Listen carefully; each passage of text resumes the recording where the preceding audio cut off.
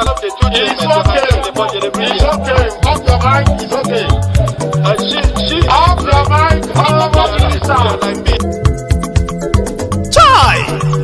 Now wow, people wey suppose talk truth to power don't off mic. And if we talk, now 500,000 they go summer us, call them hate speech. But fear not, Maiyegun don't come. Him go torchlight every corner, nooks and cranny of all these bad people where they spoil our country.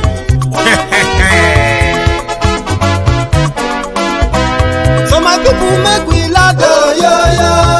Maiyegun don't come, oh, yo yo. My people make we shout, oh, yo yo. Maiyegun don't come, oh, yo yo.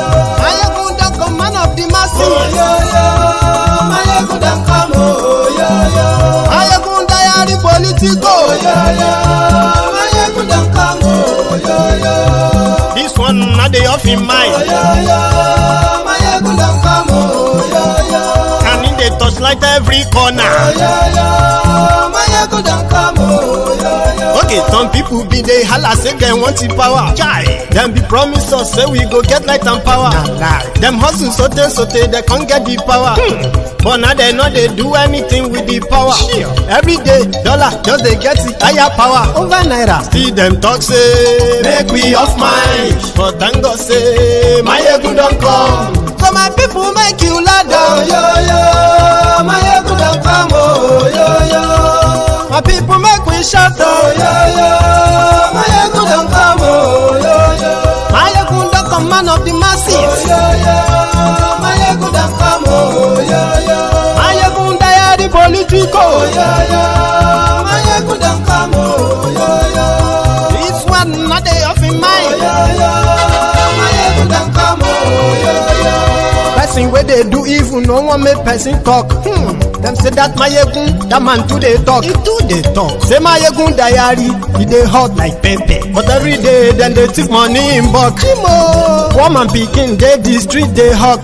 Still them talk say make we no talk. But thank God say Maiyegun don't come. So my people make you laugh, oh yo yo. Maiyegun don't come, oh yo yo. My people make you shout, oh yo yo. Maiyegun don't.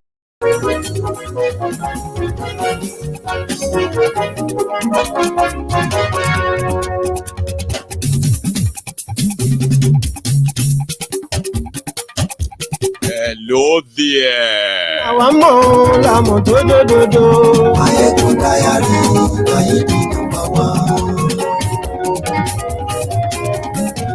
Maiyegun làwọn tó dòdòdò. Maiyegun Diary, number one. Maiyegun ti dé o, ọ̀rẹ́ ará yìí. Maiyegun Diary.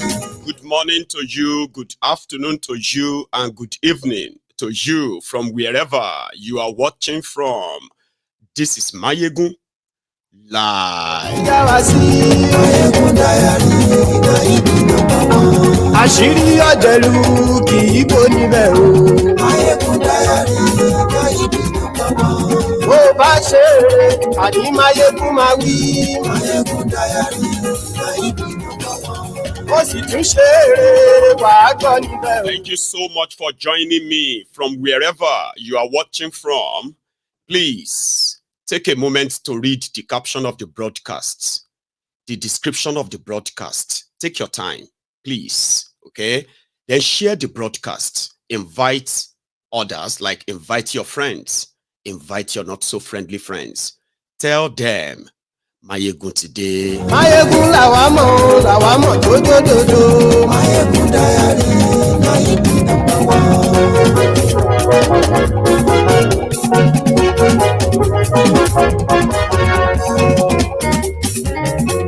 Àní ẹ̀sùn rà kì í. Maiyegun ti dé. Maiyegun ti dé. Ọ̀jẹ̀lú ẹ̀sùn rà kì í. Maiyegun ti dé. Àní ẹ̀sùn rà kì í. For today, Lórí ìfẹ́. happy holidays to those of you who are indeed having happy times. But we are not starting the broadcast tonight with you, because as you are celebrating your holidays, others are burying their loved ones. We are starting on that note. Sorry. Ijó ìgbádìyẹ. Adìyẹ sọ́ra jù. Prẹ̀sìdó bá rúfin o. Adìyẹ sọ́ra jù. Gómìnà kówó jẹ. Plateau States, the middle belt part of Nigeria, has witnessed a never seen before genocide since the APC Egbekegbe came to power. Bloodshed. On the eve of Christmas, over 400 innocent people were slaughtered needlessly, unprovoked, by the armed Fulani terrorists. Barkin, Ladin, Bokkos local government areas, over 40 communities were ransacked. Women, children were slaughtered. Thousands were made homeless. Over 200 buildings were razed down. Unprovoked, the jihad is not gone.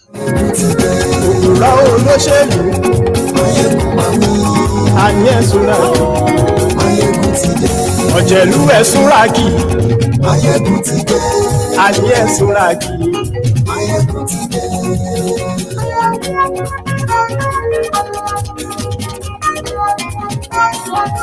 Máyégún ti gbé. Motide.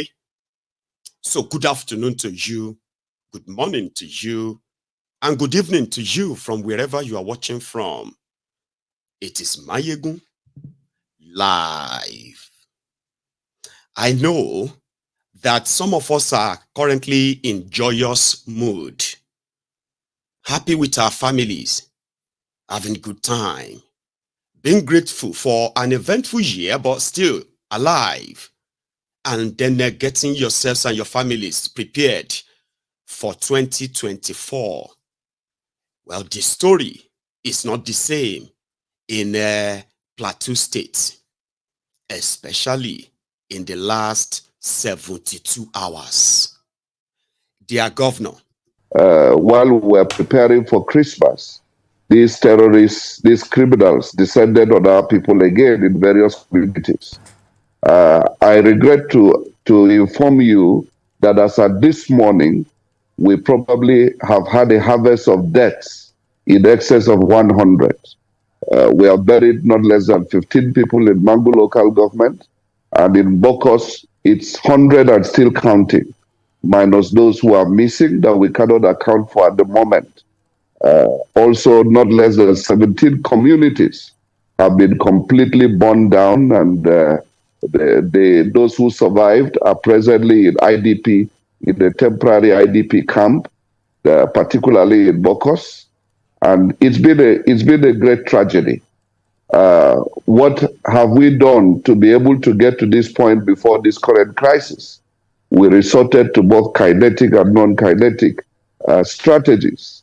For the non-kinetic, we got into a lot of community engagements, trying to unravel remote and immediate causes of the crisis. We've been able to sit down at various levels with the community leaders. And that worked. It worked to a large extent because they saw our sincerity. They saw our determination to change the narrative. That we didn't just come to have these discussions as usual, just for political correctness. We were able to get to some of the issues that really touch and affect people. But I must say that this recent action has nothing to do with farmers-herders clash, has nothing to do with religion. This is pure criminality. This is pure terrorism. This is just gruesome murder, on the eve of a revered day of remembrance. It's quite unfortunate. I am very happy that from the governor's himself, from his mouth, he said it is an act of terrorism, but it is historical. And tonight, we are going to go deeper into that. He says some other things before we continue. I think while there may be seeming lapse, I think the way these particular attacks were coordinated was meant to really be on a monumental scale. At a point, we had distress calls from not less than 36 communities. And even though the reinforcements, some of the reinforcements came a bit late, certainly the responses were able to push back these terrorists. That what we are having now, as bad as it is, we can even say is damage limitation. And so there are many reasons for the slow response of security agencies. Part is the channel of dissemination, part is the terrain from which these distress calls are coming.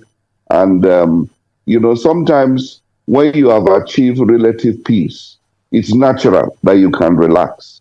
And so these terrorists looked for ungoverned areas where the security deployment was a bit light or absent. And that was where they started these attacks from. And before we could be able to get the reinforcements to the right places, a lot of damage had been done. I want to be very honest that the GOC particularly, who commands both the 3rd Armored Division and the STF, I think with the kind of support he has had from the Army headquarters, he's been up and doing. And nuisance lele.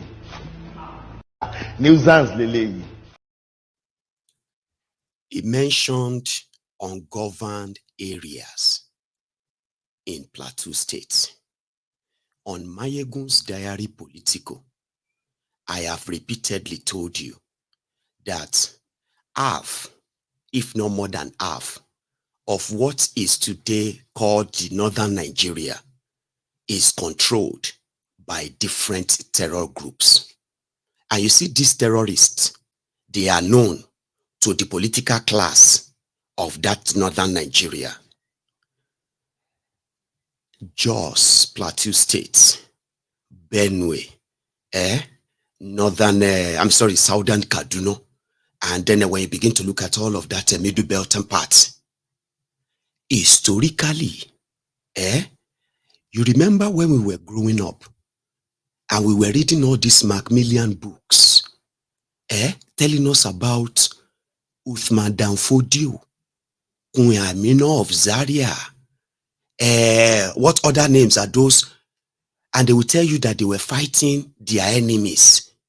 They were fighting, conquering, and they are fighting spirits. Sometimes they'll be fighting ghosts.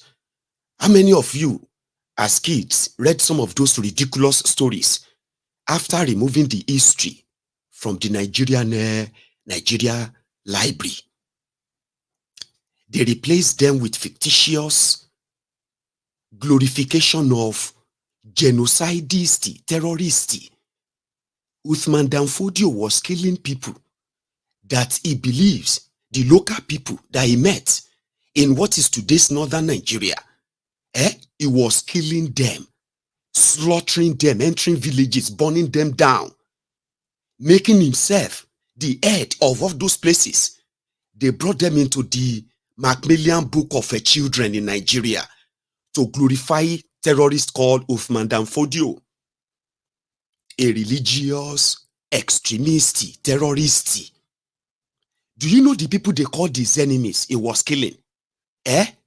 Christians, Kafirins, infidels, the supposed Nigerians, the locals in their own land, on their own land, who resisted him.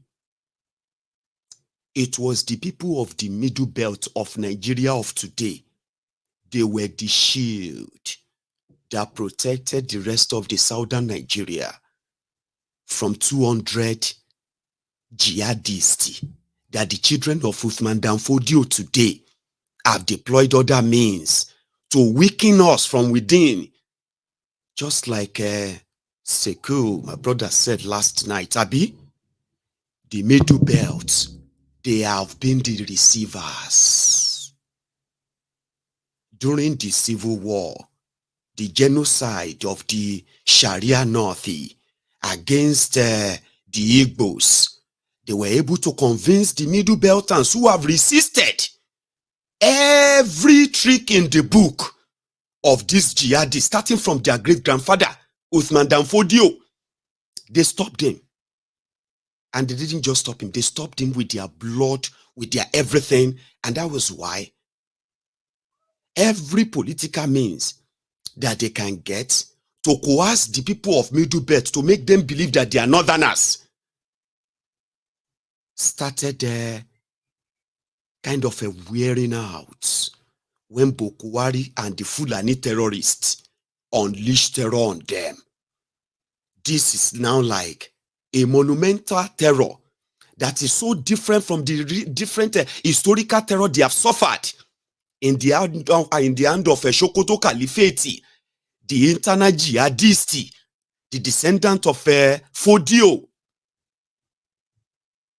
Because you know what happened? Back in the days, they were able to come together and resist them, fight them to death until they pushed them back to the conquered land of where you can call the Sharia North today. The difference this time, Bokwari decided to use the instrumentality of Nigeria to disarm them for the Fulani terrorists to kill them. And that was the moment of truth for most of the smart ones in the Middle Belt part of Nigeria today. It was the final stroke, stroke that broke the camel's back. They could no longer be deceived, to be made to believe that they are part of the North. But the jihadists within the northern Nigeria are exterminating them. Now, Bokwari is deciding to disarm them for these terrorists. No, we are not northern Nigeria.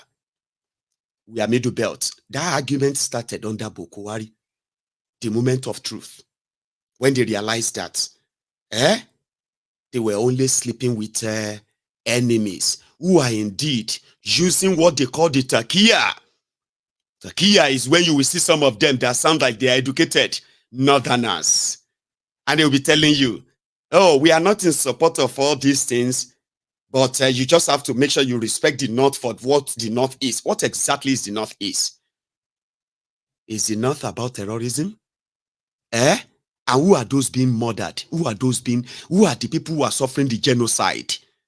Take a look. They are the indigenous people of the Middle Belt part of Nigeria that haven't taken away their language to some extent. And they've made them to be speaking Hausa here and there. That is the language that makes them feel they want them to use that language to say, oh, we are one. We are the same one. While they are armed terrorists, known terrorists, Islamic jihadist terrorists are slaughtering them, taking over their lands. So, in some of this part of Middle Belt that the Fulani terrorists have conquered and they've taken over, they've chased the indigenous people away. That is the place that their governor called ungoverned territory. Ungoverned territory are the areas where the Nigeria military, they don't go to. They know the terrorists are there. They know where they are. They know them. They know all of them one by one. They are like, they have communities. They are not ghosts. But the order from above is that nobody must touch them. Nobody. You don't go there. If you dare go there, you either lose your job or your life. And those who are working in Nigeria intelligence or military and the rest of them, they all know about this. But they are pretending. Why people are being killed and slaughtered though? One of them had this to say. Somebody who is also from that part of where this genocide just took place. See, just earlier this year, some of the people came together, right? And then they kind of formed their own vigilante to defend themselves. Okay? And they made an announcement of it. Baba, 3 days later, Nigeria military went there. They slaughtered all of them. They captured they took their pictures and they flaunted their images on social media that Nigeria military slaughtered over 200 terrorists. You killed people who volunteered to defend themselves, labeled them terrorists. To this day, Shebi they bombed a place in Kaduna the other day. That is making everybody talk, Abi. Baba, Nigeria military went to Plateau State. They slaughtered vigilantes. who are resisting the terrorists, the Fulani terrorists. They killed them and they presented them as terrorists. Watch this. MD Abdul Salam, he did incredibly well for 3 years. The history or the story of killings in battle, they came to a standstill. He was a soldier because he came and he called all the stakeholders involved and said he's there to do his job. When you say call all the stakeholders involved, that means one thing: these are known people. They know the leaders of some of these people. Very well. They are not hidden. The security agencies know them very well. We know where they are coming from. We know where they go to when they are attacked. That is not hidden. It's something that has been happening, and most of the times, the good Samaritan among the herders will call and say, these people are coming to attack. At times, the place they will say they were coming to attack, they won't go attack that area, they will go for any vulnerable place and attack. And these things have been happening. But the last one that gave us cause to worry was when Abdul Salam was transferred, not barely 2 months or 3 months that he was transferred. And unfortunately, he was transferred alongside with his deputy to IC. The new person that was brought did not know much about the area. And you know, it has to take him time to understudy the place, and the attack resumes. Within the space of 2 or 3 months, I'm telling you, in Barkin room again, like in Riom, about 20 villages have been attacked within this period. You know, these are humans. We're not talking about cattle. We're talking about lives. Human beings' lives. And these are known people. And the whole essence why we're here and actually talking about this is to see that since these are not faceless people, these are known people, how we can actually stop these killings. Have you been able to start working towards that? You have a new governor, you're now in Abuja. What are the plans to see that this is over? Well, it has been on news. Remembered about 3 or 4 weeks ago, our governor, with all the members representing Plateau State at the National Assembly, we followed him to military headquarters. We had an interface, and there was a prompt action to that effect. The security were beefed up, especially in Mangu, where the situation was so bad, and they are doing well. But aside that, killings are still going on. In Rio alone, as I said, about 12 villages have been displaced. Within that period, about 104 people have been killed. Even last week, as I said, in Barkin, precisely Hepang district, where close to my village, and the attackers came around 1-2 p.m. I was here when I got a call. I have to leave Abuja as early as 6 o'clock to attend the mass burial. People of Hepang, about 21 people were killed within that period. Unfortunately, 7 were badly injured. We just lost 1 day before yesterday. So about 22 people have been killed. Aside that again, a village closer to that Hepang again is between the Jos Airport. Hepang is in Jos Airport, and we call the village Kui. About 2 teachers in community school again were shot dead. Again, Peter Ibrahim, it goes back to what should be done, because I'm looking at 3 categories of persons here now: those killed, and we're talking about those injured, and those displaced. Yes. How can these first, in the first place, the bereaved families, the displaced, the injured, be taken care of then as the peace meeting is ongoing? We've been trying our best, and I believe the governor too have been doing his own best. We've been paying bills in the hospital. But as you said, how can this be stopped? It's simple. If truly there's will to do that. These people are coming from a particular area. Will from who? From what? From continent? the government. The regional government or the federal government? The federal government. These people are coming from 3 villages. They meet, come and attack, and go back to those places. These are no-go areas for any other person aside them. We have Fast Village, we have Guava, and we have Mahanga, we call them. If securities will be stationed in those places, I don't think there will be any attack again. Why do you say political will? Are these politicians or people backed by politicians? I can't say it's backed by politicians because I'm not in a good position to say that. But the truth is, these are not hidden places. It's not a forest that you cannot see them. You can go around, if not for the rocky areas, within 30 minutes you can go around those places. But these things have been going on unabated. Who is shielding who? The highest thing the security agents could do is anytime they come to attack, they have been repelled and they go back to their safe, the place they call their safe haven. And nothing has been done about it. And the unfortunate thing too is, I believe the weapons these insurgent bandits are using, I don't know, I'm not in the best position to say that, but I believe they have more sophisticated weapons than the security that are there to protect the people. If you go and see the kind of ammunition they're using, or what we heard from the relatives there, because on a daily basis, people are living from hand to mouth. So far, quickly here, so far, what's the military saying now that they've had some meetings with the community people? Well, they're doing their best, but their best is not good enough. Because are we getting collaboration or cooperation from the indigents? Very well. And information being shared? Very well. You see, everybody's tired of this. No, we all can be tired. Is there a move to meet with President Tinubu on this? Our governor have met with him, and I strongly believe he gave directives, and that's why the STF are on it. But you see, Plateau is not just a village, it's a state. And until security operatives are well equipped to do their job, this thing will not stop.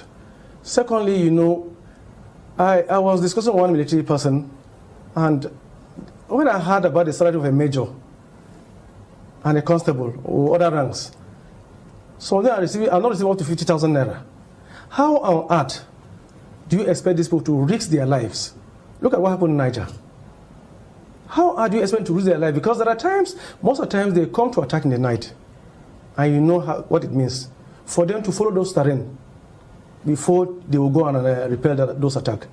So strongly, I want to believe that if truly this issue, killings must be stopped, they should station security agencies in the 3 villages for about a month or 2.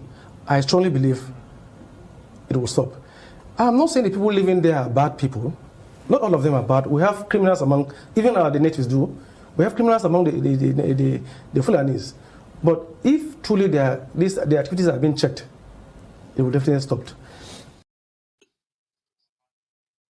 The truth of the matter is that he's not, even though he's an elected official, he is not bold enough to actually say it the way it is. So let me give you the backstory to all of this. The jihadists, we have been told, they wanted to be resettled in Nigeria. And this must be done by, this can only be done by the people in power in Nigeria.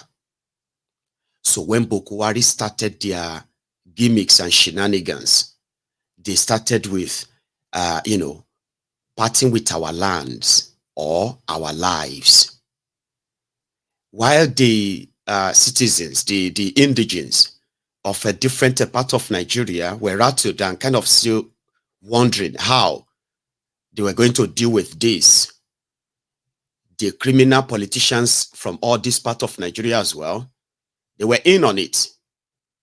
So it was easier for the criminals to perpetuate their jihad for the second time in a long time, in the most sort of a ganged up, coordinated way against the people of Nigeria. The interest of the people of Nigeria, which should have been the primary responsibility of the government of Nigeria, became secondary. So you are barred from even talking about the atrocities of this Fulani terrorist. So they went on and they got the protection they wanted while they were going from unprovoked attacks from one village to another, from one village to another. So they they started forcing people, indigenous people, who usually would stand up against them and push them back and fight back. The government disarmed them. The terrorists started taking territory after territory, and they were making deals with the indigenous people of those places.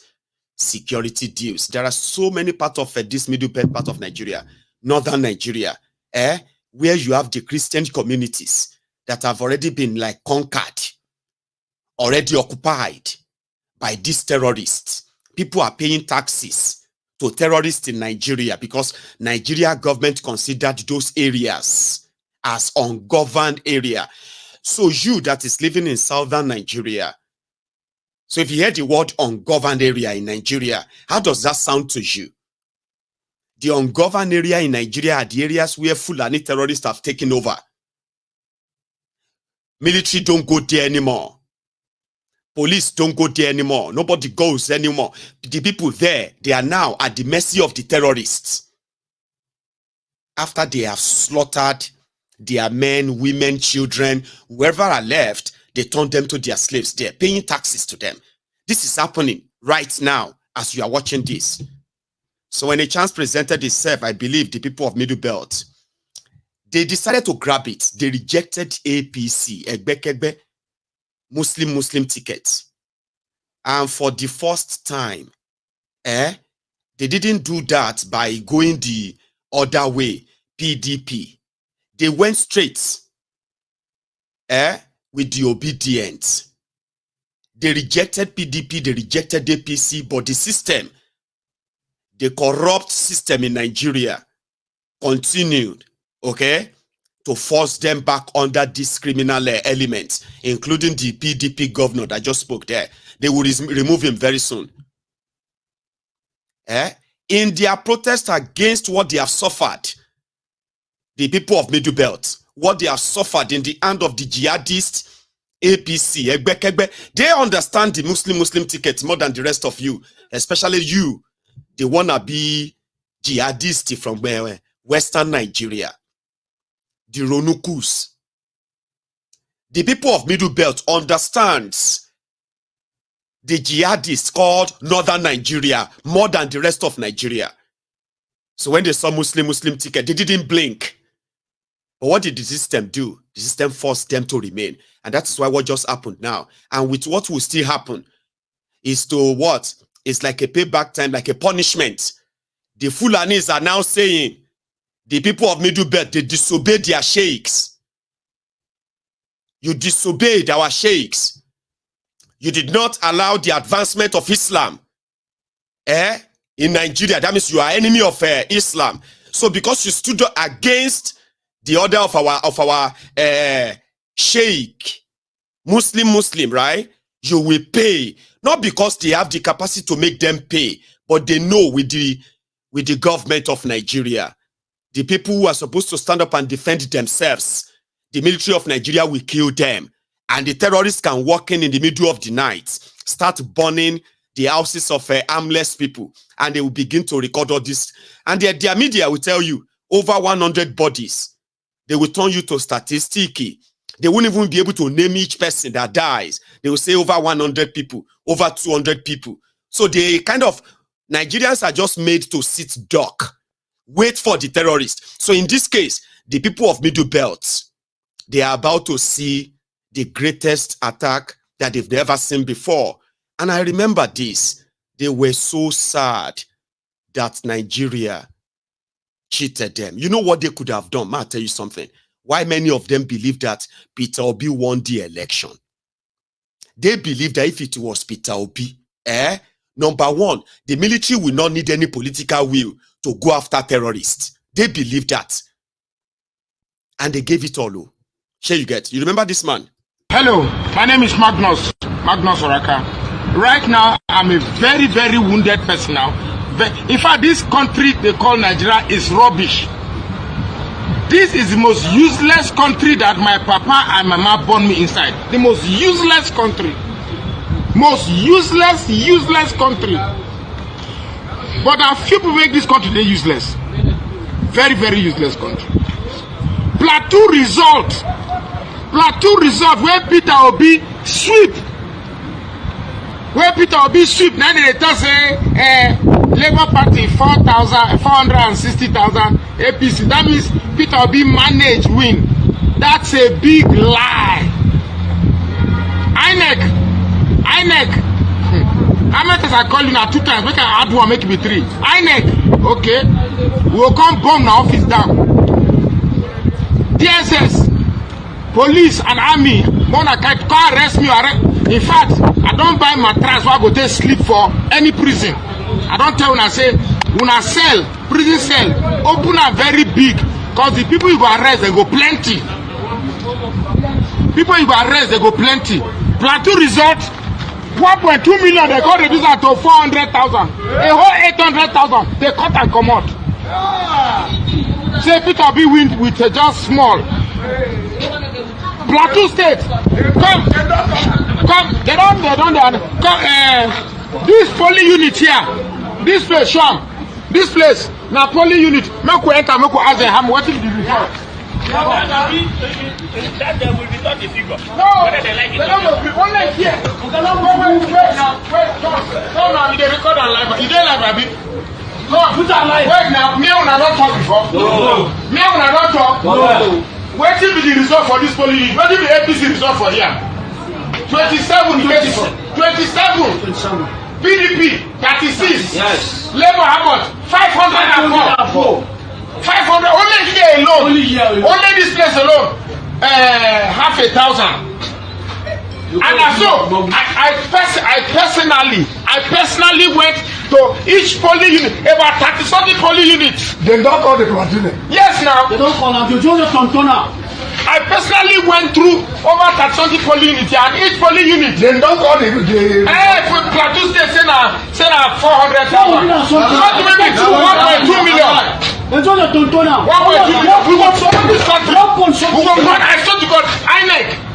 Make I be the first zone. Come arrest me. Thunder fire! I swear to God, you go arrest people there. You go suffer for this town. I tell you. We are down my gen. There you go die. Make thunder fire you. Make I go do my beer. 800,000 votes of Peter Obi in Plateau State alone was wiped clean off the plate. Did that not happen in Lagos as well? Where Colonial scored 147,000 votes in the whole Lagos.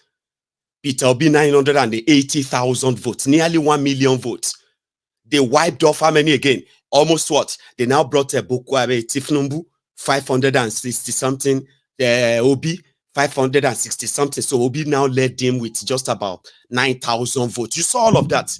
In Rivers State, where Tifnumbu came distant third to APC, Egbekegbe, scoring 97,000 votes.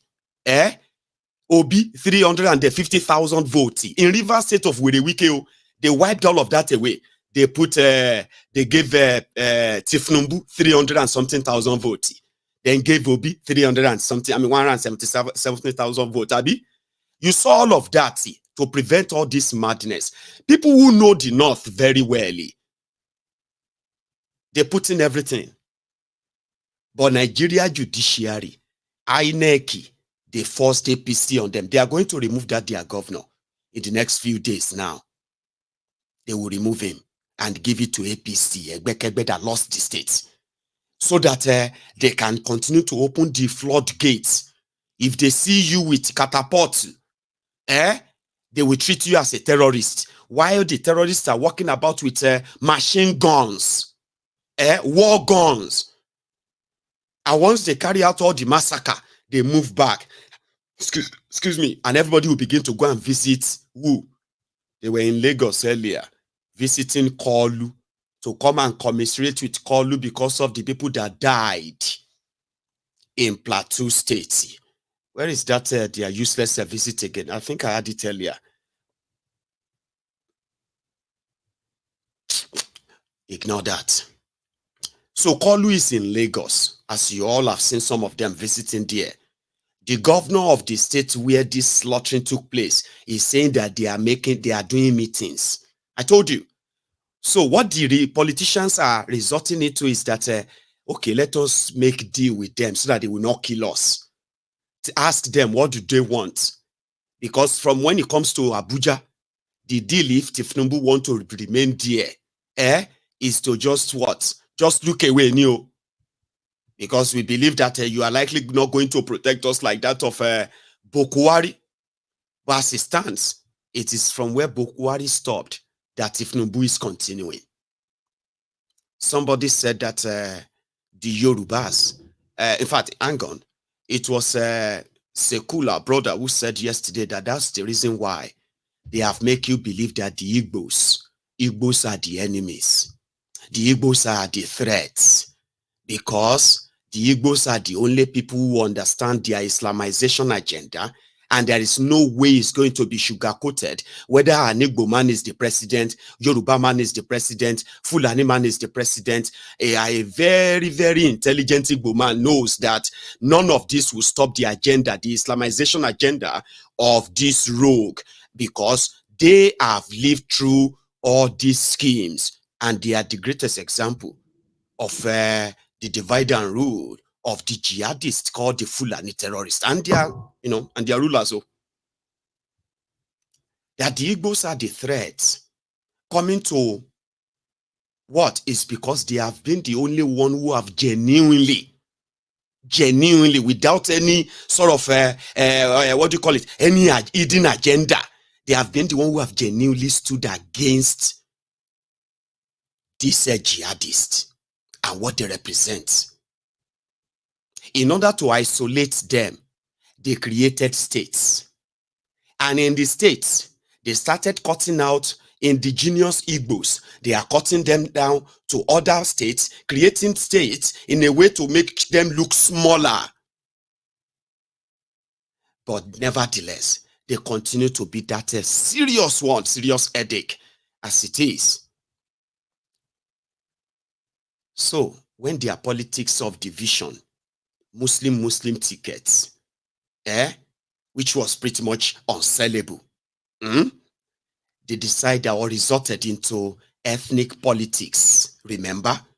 As they were fighting the people of Middle Belt over religious politics, they were building the Yoruba versus Igbo ethnic politics. Do you know, before I even continue, how many of you here watching me right now knows that this Igbo versus Yoruba and all this nonsense that you read out there is politically motivated? How many of you here, or how many of you believe that the Igbo versus Yoruba hatred and divisive rhetorics that you see everywhere, since this APC, Egbekegbe, invested so much in that, how many of you believe that they are real? Raise up your hand. Do you believe it's real? Okay. And then do you believe, how many of you believe that it is politically motivated and only dons would actually act on those divisive, what do you call it, rhetorics in real life? Do they actually exist in real life? They are working so mad to make it look real. And they, okay. So APC, Egbekegbe, the Lagos Abobakus, the Oshogbo Alimajiris, some of them, they have no idea. They have no, Satnav cannot take them from Lagos to their village because there is no road there. And some of them, when you get to those villages, they are not numbered. So, but there were those who are more vocal. In a supposed one Nigeria, an Igbo man said he wants to be president too. All hell let loose by the ignorant minute few who started shouting Yoruba Ronu, the Ronuku or Ronu Nazis, the Agbadomighty. Majority of them, no, they don't see Satnav cannot take them. They can't put Satnav on their car and drive from Lagos to their village. There is no road. Some of them, they can't even identify where their family houses are in anymore. Majority of them, if they tell you that they are proud Yorubas, Yoruba this or that, ask them where did they come from in Yoruba land. And ask them, in 24 years of democracy, can any of them actually live in the same, I mean, you see, some of them live in Lagos. Forget about everybody living in their face me, I face you, and the rest of that, okay? Although we all know Lagos is a slum. Fine. But ask majority of them, when they go back to their different states, how is the development there? How are the roads there? What about the schools there? What can they all live in the same village? That same proud village that the likes of Tifnumbu, those, see, listen to this. Since 1999, Yorubas have been in charge of the Yoruba land, the 6 states in Yoruba land. Yorubas have been governors. Yorubas have been commissioners. Yorubas have been lawmakers. Yorubas have been contractors. Yorubas have been in charge of that place for 24 years now. Same thing with the Igbos. For 24 years, all of the 5 states of Igbo land has been in control of Igbos. Should you understand? From governor, senator, reps, and the rest of them. Okay? But we all know that we are all victims of all this mismanaged, marginalized Nigeria. We all know that our people are suffering in the midst of plenty from every part of Igbo land or Yoruba land. And we all know those who have had the chance, to be around that prosperity. Well, how much of this political prosperity are the Yoruba people exposed to in the last 24 years? How much of this political prosperity are the Igbos exposed to in the last 24 years? Then, okay, shouldn't our life be better than the life of the Igbos? Because we have been more exposed to the political business of Nigeria in the last 24 years. If it has been in the interest of Yorubas, we should have been so better. Our roads should have been so great. We should have all these standard hospitals. We should have built like many Lagos across Yoruba land by now. We should have recreated our wealth. The lives of our people would have been better, right? But they are not. The criminals who are parading themselves as wealthy people in Yoruba land, they are politicians. They have no businesses. The real ones who are running their businesses, they are being affected. They are dying like everyone who is running his own business from other part of Nigeria. The richest people in Yoruba land today, they are politicians or those who are related to them. The real people who were supposed to create wealth, they are drowning. They are dying in Yoruba land. If you go to Igbo land, the richest people in Igbo land today, they are not the politicians. They are not the government contractors. They are not politically exposed people. They are businessmen and women who exist in every part of the world, but they come from a place that Nigeria has politically arranged, right, to look like it is people who have been caged people. It is a place that nobody wants to leave. Do you understand what I'm saying to you right now? Because when they started their 2023 charade, they were calling the intelligent, hardworking, right, Yorubas. They were calling them Omoale. Simply because we were making them realize that for those who have worked hard in their lives to get to where they are today in life, Yorubas are proud people, successful people. We can trace our wealth from generation to generation. Trust me, that is where the pride is. Mind you, the wealth of the Yorubas is not even in that material things that you have out there. It is much like the integrity, the character that we carry, right, as Yorubas. Something that we believe money can't buy. Omoluabi. Sure you get?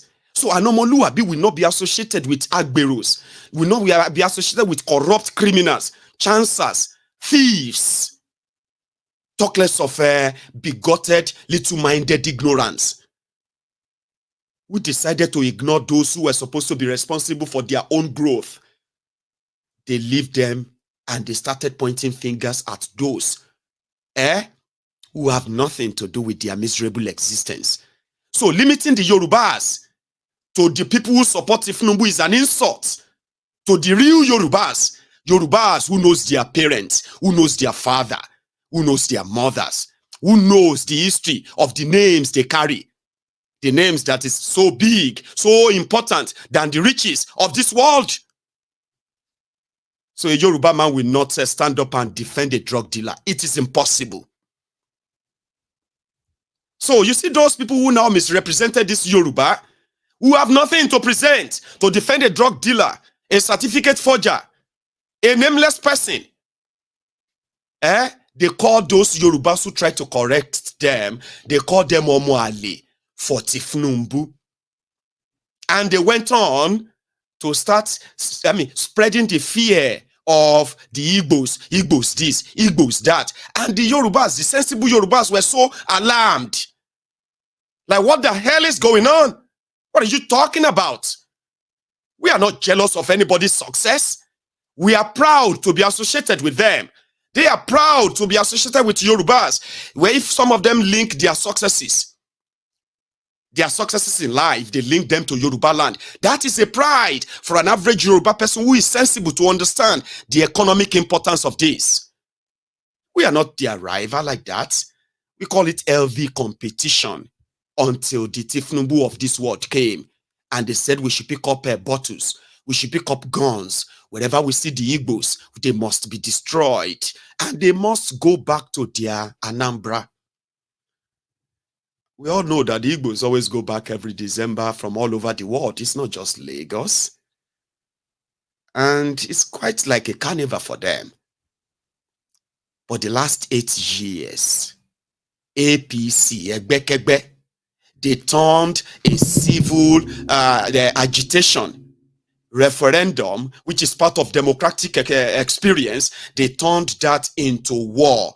And they unleashed state-sponsored genocide, state-sponsored propaganda, war propaganda on the people of Eastern Nigeria, to the point that an average Igbo is almost afraid to go back to where he came from. Well, they presented it as so. Sit at home. They have their place is like nobody lives there anymore. If you go there, they will kidnap you. It became so much like you could tell it was a state-sponsored propaganda. And guess those who are so... Have you not noticed that it is those who are defending Tifnumbu, some of them bearing Yoruba names?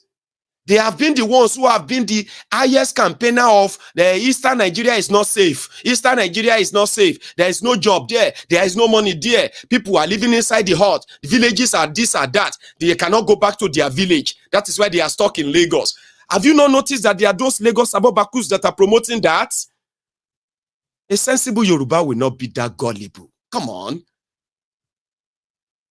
A sensible Yoruba will never be that gullible.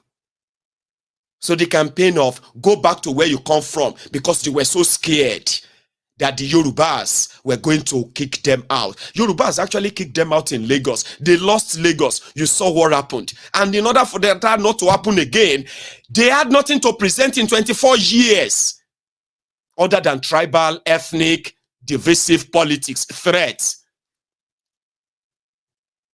So they turned everything Igbo. Any small thing, now fight.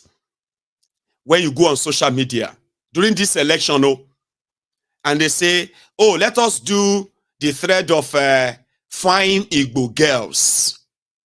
And then you begin to see all the fine girls, Igbo girls, posting everything, right? Then the next day, you're going to see another one Yoruba, low self-esteem idiot. We also go on social media. Let us, please give us a beautiful Yoruba women JPEG. So they were doing all of that. Okay? Then they said people should go back to their villages. They cannot. And I remember after that election, something started, something kicking into an average Igbo person. They stopped listening to those propagandas and lies. Unknown gunmen, unknown this or that, and every other thing they've told them. They stopped listening. Around that time, they realized that they knew their place in Nigeria now. And they are not going to wait for another program before they begin to think east, to think home. Some of them started divesting their investments, putting them back home. As the politicians abandoned their responsibility in Yoruba land, in Arewa land, in Middle Belt land, all over Nigeria, the politicians in Eastern Nigeria also abandoned their responsibilities too. They did. But the difference is that Igbos are builders. Igbos are not your enemies. They are builders. Everywhere they go, they build. I have not seen anywhere or any story where they say Igbo group kidnapped people for ransom, and they were asking for their land in Zamfara. Wherever they go, right, they build. That's exactly what they did back in their own place too. For 63 years of Nigeria independence, Nigeria has no rail line that connects the Eastern Nigeria to any other part of Nigeria. Can you even believe that? These are the people who actually controls more than 50% of Nigeria liquid financial economy in real sense of it. But they have been politically, right, limited that way, so that the advancement of these jihadists can continue unabated. The Igbos built their place, and when you told them to go back to the east, they actually have a place to go back to. Everybody is complaining that Nigeria is hard, Nigeria is tough, there's no money, until it turned to the Igbo people to go back to where they come from. Baba, I can't just sit down now. They be like, everybody is just deceiving everybody here, Sha. Those of you who are saying that you are going to wait for the Igbos to cry for 8 years, I don't think you are paying attention. No. See those who want people to cry for 8 years in 7 months.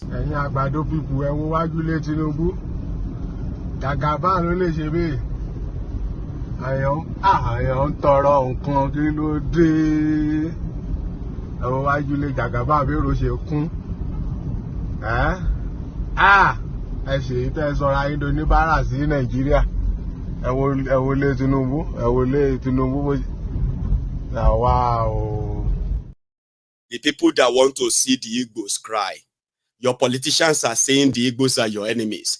Meanwhile, they want to keep you in that darkness and in that division while you suffer, Abi. Then after elections, you go to their houses to go and beg for food.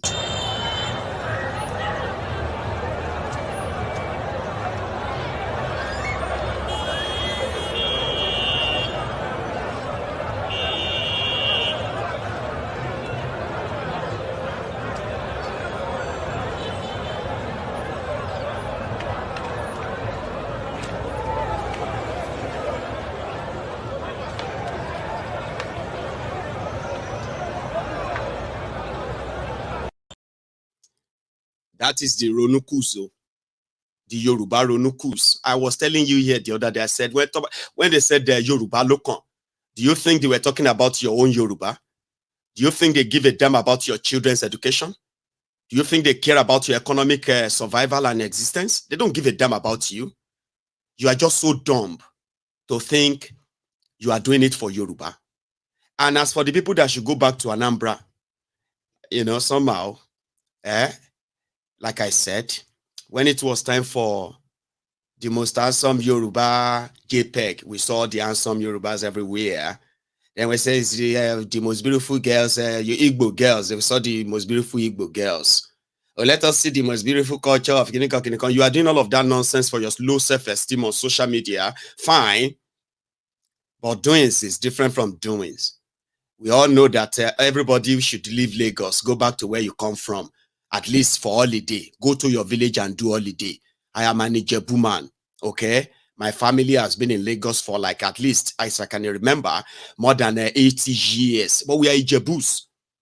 So you get, we have our own streets in Lagos. Of course, we travel back to Ijebu.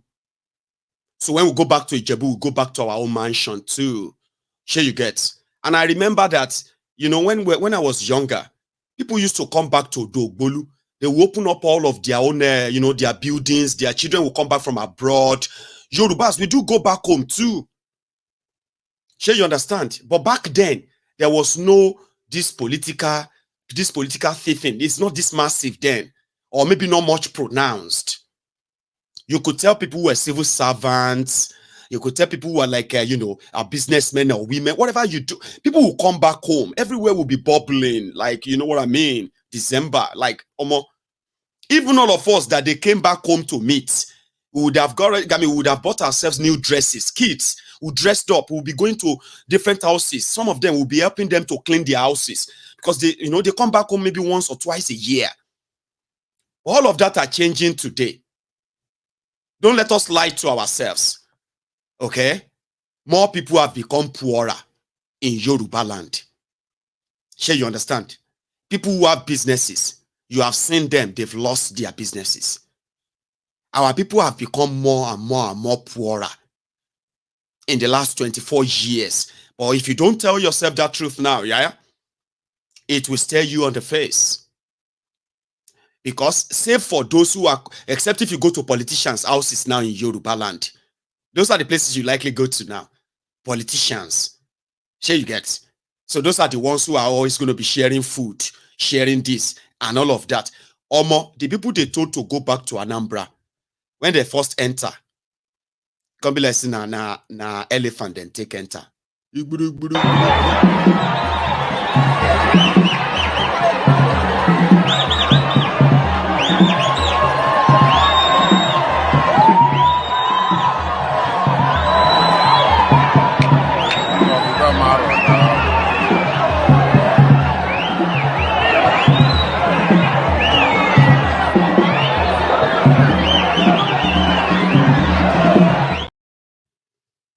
That one our entrance. So the one person took it personally.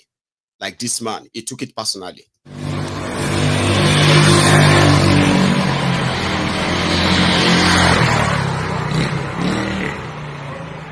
Go back to your village. Go back to your village. This is my village, Abreba. Abreba in Abia State. Please, Abado people, show me your own village. I'm jogging. Go back to your village. Go back to your village. Go back to your village. This is our own. They call it doings. And like I said, they are now asking the Agbadorians who have now returned to Oshun, Ekiti, Ondo, Ijebu, and Oyo. At least all of them know you are not from Lagos. Don't stop saying nonsense to yourself. Leave that shit all and go back to places where you can have peace. Sure, you get, they say, make una self, they share to us as everybody resume. And I know people are going to take up that challenge anyway. But here is another one. Like, they have, what I have seen, why am I showing you all of this is that I am personally happy because I can see genuine happiness on the faces of people that I have seen who have returned, especially these young people. They defied all the nonsense they have read on social media, all the fake news and lies about the Eastern Nigeria. Eastern Nigeria is landlocked. They have no water. They have no this. They demystified all of that. They went with their thousands of phones and they have been bombarding us with different stories of, they were showing places that they themselves were like, how come we are not here? They were asking their parents, why are we not here? Why not here? Why there? And I love that. I do love that for them. So once they beat all those stereotyping, all of you are abroad, that somehow the story has gotten to you and you are scared shit of Igbo land. You see what they did in this go back home, is to demystify all of that. But there is something, or why I am sharing this with you tonight. You need to take it further than this. Now, here is another one. Children. Like, I love children, you know. especially if they are having this fun. But before we get that,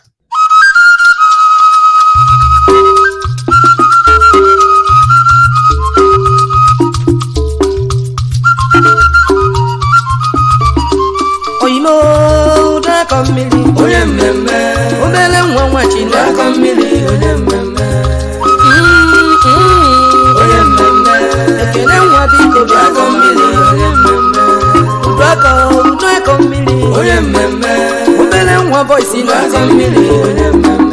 Ijebe, Ija Wella, Money Bobby could drag a million. Drag a million. I will well let them drag a million. I will get to someone. I know.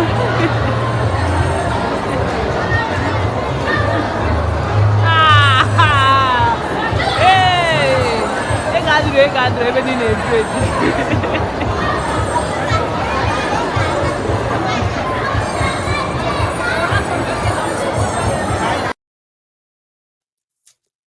do you see that?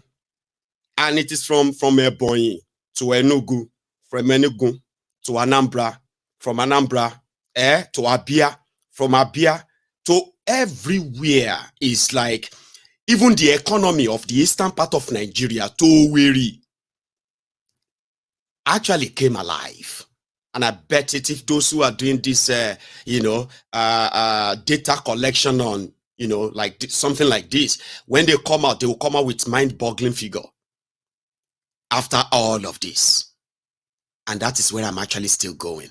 Now, let's check another part where everyone is kind of like showing off. But it's not about the show off. It seems it's about that bonding of we are happy to be home.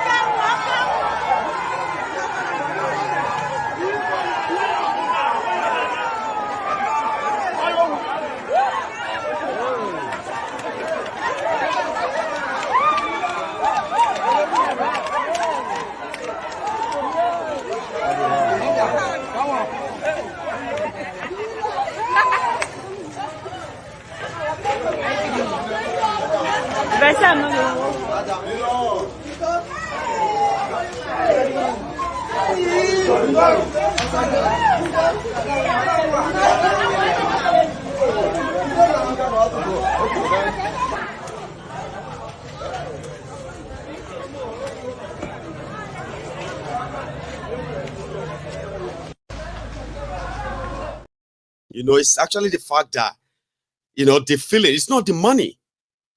You know what I mean? Like, these are guys who are actually like running billion, empires. I'm talking about multi-billion-dollar empires, some of them. But home, where that same resources could be channeled into actually building a closely knitted community of at least well-to-do people. Igbos can achieve that. I want you to remember that, right? Here is another one. Sort of an amazing environment. Peaceful environment. I mean, it sort of defy everything you've read, you've heard, or something somebody is still telling you now about the Eastern Nigeria. So as an Igbo person, I don't know how you feel, because like you are from there and you know these things, you see them, not because you are seeing them on your screen right now. You know what Igbo land is. But in the last few years, your mind has been fed with so much negativity and fear. There's so much confusion that it seems like it's a lost battle. No, it's not lost. I have seen some light, right? And I just pray that you are seeing it too. Let's go back there.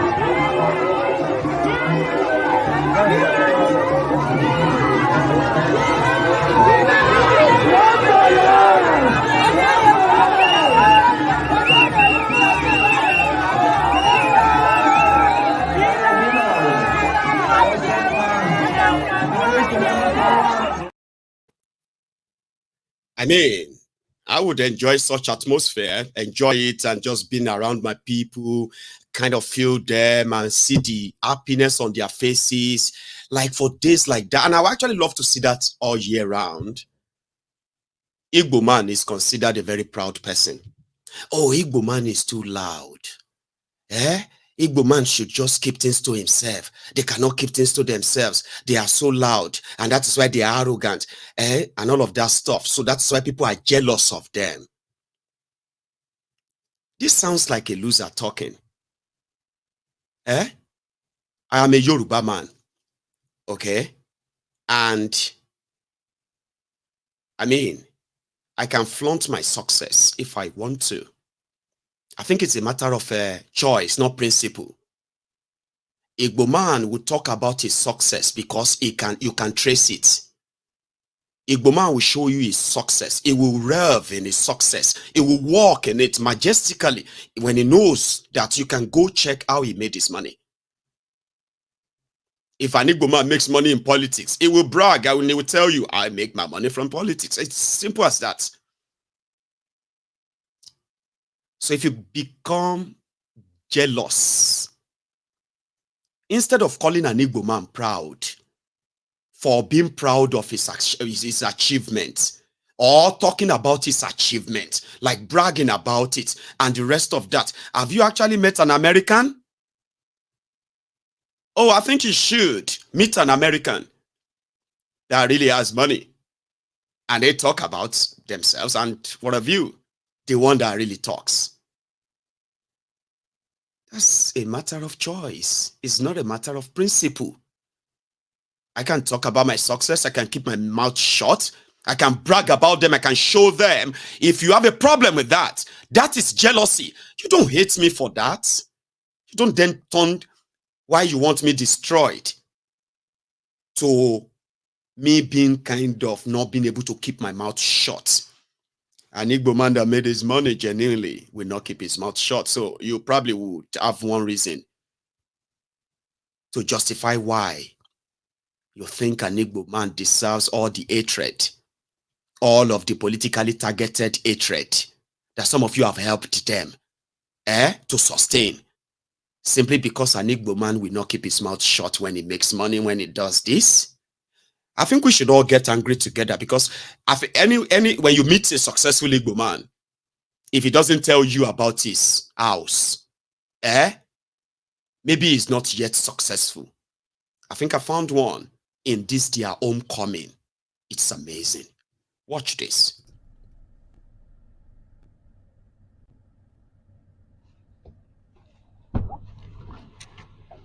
Igbo kwenu. Igbo kwenu. Kwezwenu ekene mono. I am live here in the city of Oka, Anambra State, to launch the first project I'm handling here in this city. And I told you guys that I'm coming with a different style. I'm coming with Odogu style. Now over here is a luxury 6-bedroom duplex, 3 units of 2-bedroom, and a beautiful OB over there. So we're going to be starting from the OB. I want to show you what we have there, what interior is all about. This is what luxury entails. Now come with me, let me show you what we have here. Now, what is an OB? The space called OB, what is it for? The OB is a space where our client welcomes his prestigious and honorable dignitaries. This is a space designed for meetings.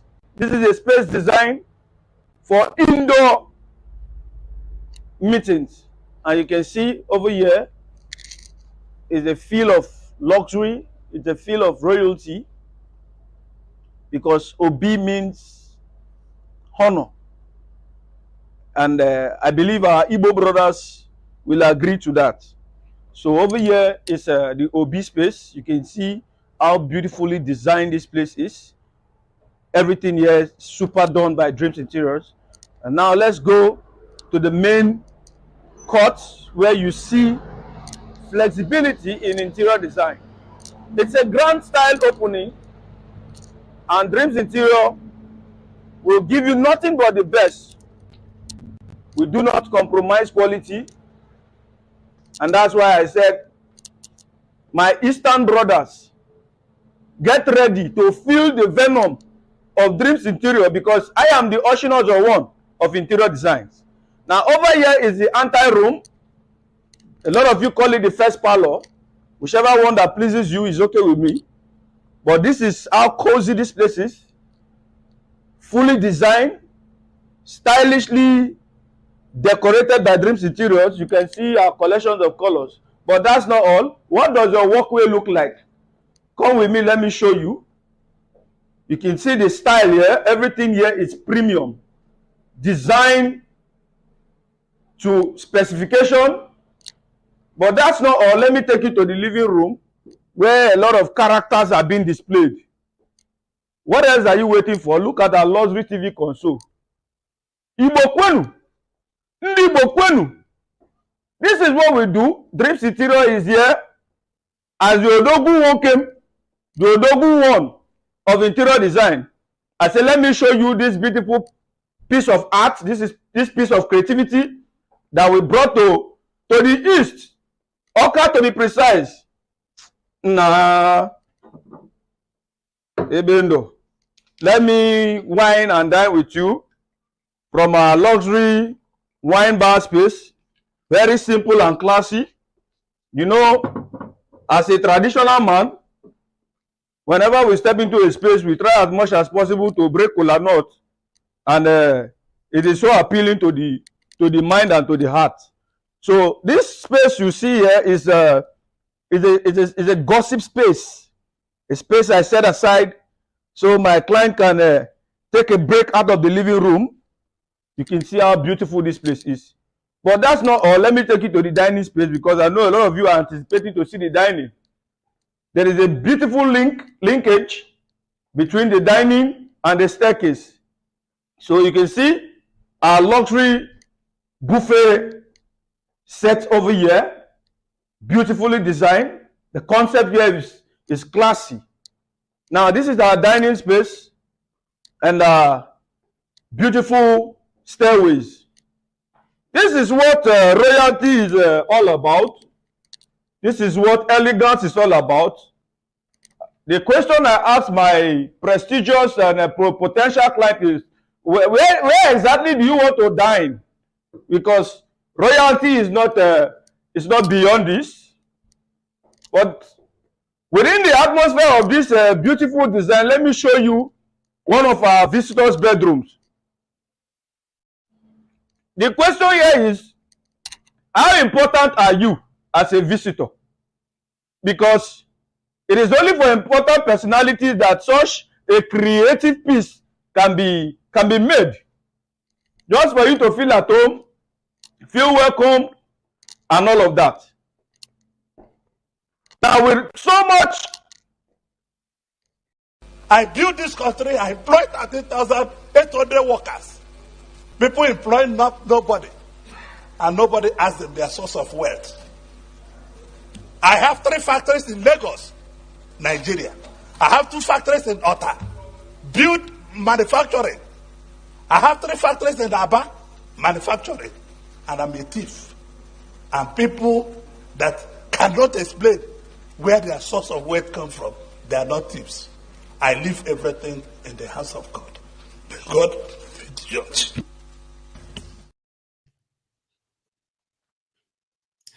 I just didn't know what to use as a break in there, because I just sat down here like, oh my God, like that's so beautiful. You see, that guy was doing his own business, selling to all of you Igbos in diaspora that you probably don't need when you are planning to relocate your business, or you're trying to create a business hub, or you're trying to kind of see what you can do to as well to ensure that you see this massive homegoing that happened, right? We ensure that it never ceases, it never stops. But the economy that you are going to be meeting every year you go back to the Eastern Nigeria is going to be greater and greater and greater and greater. So yes, that is where things like this comes to very much of value. It is to tell you that wherever they are kind of given to you in any other part of the world that you think you can't get yourself in Eastern Nigeria, you are then possibly should begin to tell yourself that you are living in the past now. You know what people are now saying? People are saying, we are grateful. We are indeed, I am personally happy that the effect of the 2023 Charade election has started manifesting. People are beginning to sort of, beat the stereotyping and every other propaganda that is being spewed out there. People are kind of more informed now, and they are now making informed decisions. Okay? You see this massive homecoming that you witnessed this year. It did not just start overnight. There are people who have already started going back to Eastern Nigeria from the moment of that Charade election. They have seen the opportunity in the problems that APC Egbekegbe was creating, in the division and everything that APC was creating then. They saw the opportunity to begin to at least bridge the gap of communication, the gap of, having people to actually on ground. They started bridging that, creating an ecosystem that offers services to help you establish yourself in Eastern Nigeria. There is so much money that went back to the East this year. And I can tell you, all of the businesses in Eastern Nigeria, they will all report high sales and profits. Because una really returned back home. Man, no lie. I saw it and I was so proud. Go on TikTok. They took over the TikTok, all these young people. They recorded almost everything. Shrine in new road, new. It's not just buildings, it's the everyday life. And they were so happy. And you could tell, like, they probably feel like, why have you denied us all this while? Because their parents felt like they were keeping them safe, keep them in Lagos, until Lagos started going after their properties, after their businesses, and after their children.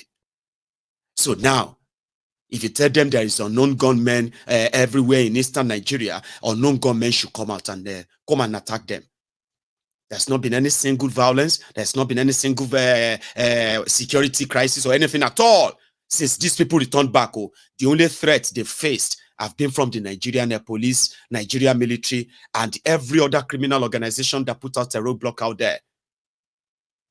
So all the things they've read about the Eastern Nigeria in the papers online and all that, they've demystified that. But we need to keep it that way. The reason why the young people are migrating out of the Eastern Nigeria as well as other part of Nigeria to Lagos is simply because the political criminals in Nigeria, they have developed, they designed it that way. But with your wealth and resources, you can create and recreate the wealth. Somebody was even saying, with all these billions that people are going to really take onto the East and all that, and all these billions that you kind of control, at this point, if there's anywhere to begin to kind of give interest-free loans to farmers, okay, and indeed, you give support to the local vigilante groups and the rest of them providing security like the ESN, you give them the backing. Everything they told you about IPOB, they've all been lies. A lot of you are in Eastern Nigeria now. Talk to your people about IPOB. Ask them, if what you have been hearing is exactly what is happening. Give them the backing, give them the support. Ignore all this politically motivated rhetoric. See, they were to keep you away. Now you can see better now. Now you can see things yourself. Now you can see where lapses are. All of you are security experts, business experts. These are the areas you need to take charge yourselves now, because you seem to be the only one who have that capacity. Because you've been the one who never really have to wait for government to do anything anyway. So if you have resources to put together to actually really invest in the people, interest-free loans, small, medium banks, open those take all your, some of your businesses, take them back there to get your people to benefit directly from them, and see when the time is right, when everybody understands what they are actually up against in Nigeria, the unity, the wealth, the bond, and all of that will be stronger, and Nigeria will be forced to respect that. You're going into another turbulent year of 2024, 2025. You've weathered the worst. You will say, I don't think so. If there's any time for you to think home, there's no other time than now. I don't think for those of you who have the capacity, you have no excuse anymore. You need to begin to think home, not just go and build mansions, build businesses that are going to be independent of Nigeria madness. You have the capacity. If you could, I mean, in so many places they will tell you you cannot construct a road without bribing the area boys. I saw areas, communities constructed by individuals in eastern Nigeria. You build hospitals, you build schools, you build things that indeed are not easily achievable in any other part of Nigeria. So you are those who could do things that you want to do, right? Without having to give a damn about what Nigeria thinks or what they don't. Because you are going to need that. Think home. Think about those young people, okay? Invest in things that are real and really, really kind of sustainable. Things that keep them there. Retain that power. Change that narrative. You don't need to invest any money in media PR. Igbos, yourself, you will do. Look at what these young people are doing on TikTok. Go on Twitter. Go on Instagram. Go and see different reports about the Eastern Nigeria. Go on. And they are still telling us the big boys have not even arrived. They said we should wait till the 27th, 28th, 29th. That's when you will really see the Odogus. They will land in Igbo land. We love that. We love to see that. But this time, remember why a lot of you had to change the narrative this year and decided that you are going to go back there no matter what. So you need to build on that. Don't wait till another election before you now start feeling like, because you may never have another chance of really taking those wealth back to Eastern Nigeria. Trust me. It's not the Yorubas that hate you. It is not the Hausas that hate you. Not the Fulanis per se. But you see all those Yoruba, Fulani, Hausa elite, the Nigerian elite, sees the potential threat that the Igbos represent. And there is no amount of what you do will make them see it differently. There is a lot you can do, right? For them to respect you for who you are. I mean, you are one of the last Burton and then on the line as well. I'll show you the other part of that Eastern house that guy was showing us. Let's take a look. Important personalities that such a creative piece can be made. Just for you to feel at home, feel welcome, and all of that. Now, with so much joy, with so much happiness in my heart, I'm taking you gradually to the upstairs, the first floor where a lot of creativity is being done. Now, this is our stairways. This is absolutely stunning. This is absolutely gorgeous. Our Igbo brothers in the east, Dreams Interior is here. Igbo Kwenu. Now, take a look at our chandelier now. Take a look at our chandelier. I believe you know that this chandelier is not a cheap one. You know, when my client called me, he said, Dreams Interior, my brother, I have a mansion in Oka, and I want you to take a good look at it. When we came with so much anticipation. We came with so much ideas. But fortunately, by the special grace of God, the contract was awarded to Dreams Interior, and we are here to defend what we stand for. We are here to defend who we are as interior designers. Now, over to my left-hand side is the kids' room. Now, in this kids' room, we have to divide this space, make it a bit creative with our twin luxury bed. You can see for yourself. I want you people to take a good look at this space and tell me if creativity was not done here.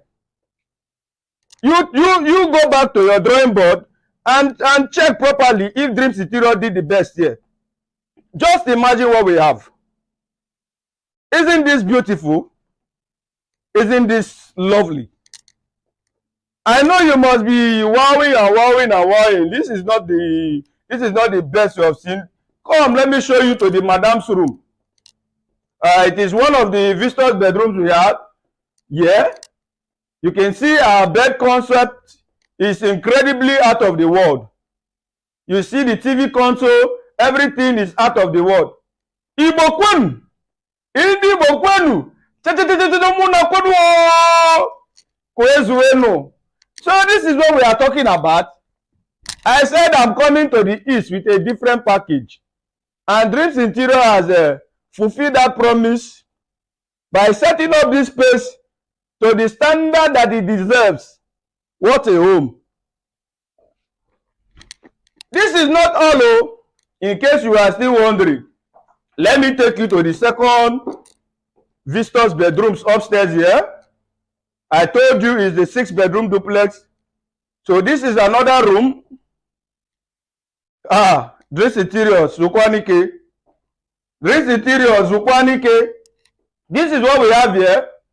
You can see our luxury bed design, our walk-in closet, the TV console. Everything here is beautifully designed to specification. Now tell me what luxury is all about. My Igbo brothers and sisters, what is luxury all about? Look at our beautiful hallway. Beside me is another beautiful bedroom. Over here, it's a beautiful bedroom designed to specification. Just take a good look at it. Take a good look at it. You see that what we did here is worth it. Look at our console. Our TV console here is luxury. Look at our accent sofas. Everything here is Susie. Susie. When I mean everything here is Susie. It's Susie.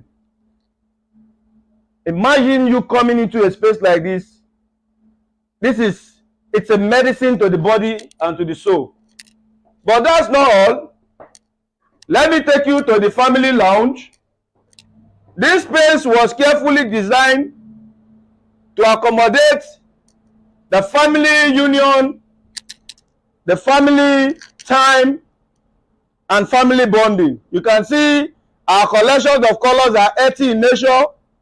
Everything here is vibrantly designed by Dreams Interiors to accommodate our clients. A town hall different from Blue, Bulaba. Blue. So, again, the idea behind the second part of this broadcast is to remind all of us that some Igbos, they have started making lemonades from the lemons that the Lagos Abobaku thrown at them. The bricks of ethnic division, the bricks of ethnic division that is thrown at them, they are using them to build the Eastern Nigeria's courage in every one of you that felt like, why did they hate the Igbos this much?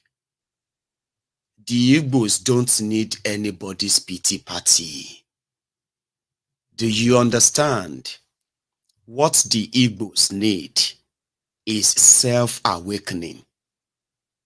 Just like every one of us, even all of us who are not Igbos. Self-awakening. Now that I have acknowledged that there are potentials there, there are actually chances and opportunities that you know is there. You knew it. But you thought they were probably lost. Because you have been told that Eastern Nigeria is this or Eastern Nigeria is that. So I want to bring back that light into your eyes as an Igbo man or woman. The moment of self-awakening is here. And those of you who have the capacity Instead of seeing despair, see opportunities. As they are seeing shaggy, you are seeing opportunities. Trust me, you will not miss it if you can see it. I wish I'm Igbo and I have money. I wish I'm one of those who have so much money right now. I'll look to the east. I think there is also a biblical thing about the east as well. They said, let us look towards the east. There is a light shining from the east. Who are those who want that light dead? Who doesn't want to benefit from that? Of course not me. But if Nigeria will continue, we want to keep dimming the light, it is now up to you. The Easterners, the Igbos, Biafrans, to never let that happen. Because it's in your hands. And I can see those who are already doing it. I don't want to sit down here in another maybe 4 or 5 years. And here we have some lunatics, some idiots telling the Igbos to go back to where they come from. I'll be more than happy to go back there. I'm speaking to you, right? I'm talking to you. I hope that makes any kind of impression on you for those of you who have the capacity. Do not let them say, those miserable people that the politicians have sort of, mortgaged their own lives and their existence. People who have no of any value of anything. Do not let them remind you again. Because those are the only people that can be jealous of any success that Igbos have. Genuine Yorubas, some Luabis, people who work for their money, and some of you know them. Some of you can recommend them. You can actually you can't deny them. These lunatics, these jobless, miseducated, uneducated, unemployed, unemployable miscreants that Tifnubu and Co are creating in Yoruba land will never speak for us. How are we going to deal with them? You leave that to us. But do not let that light die. That would be my own advice. Let somebody shout hallelujah. Adeboye the other day provoked our anger and rage, but we all know that Adeboye is a liar. An old man that lies in the name of God, very useless man.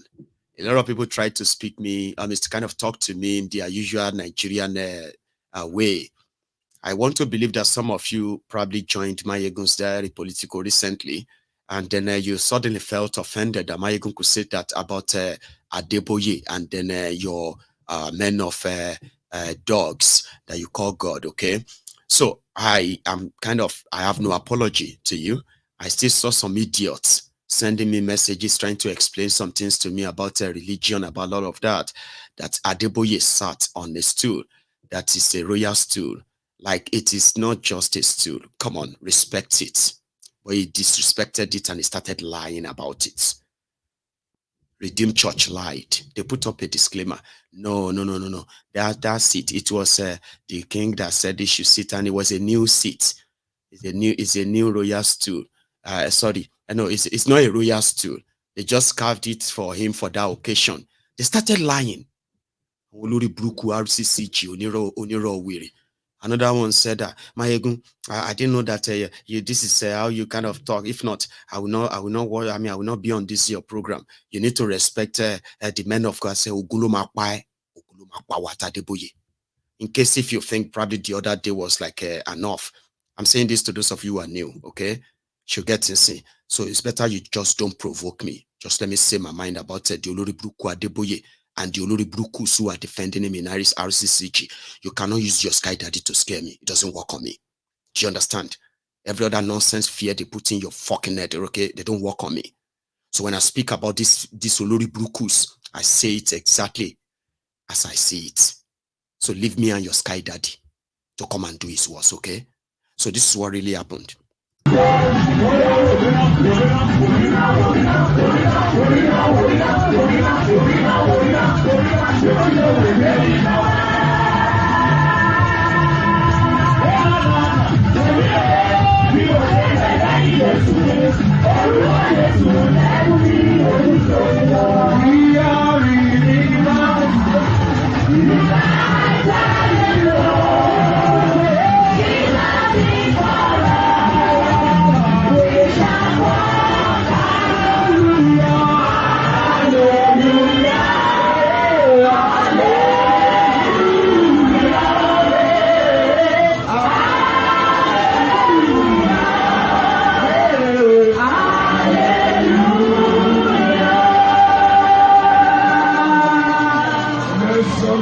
Shout hallelujah. Hallelujah. Shout it loud, hallelujah. Praise the Lord. Our daddy is here live. Let somebody shout hallelujah. The hour we have been waiting for has come. I want you to be ready. Let your faith be at work this afternoon. So that when our daddy begins to speak, your faith.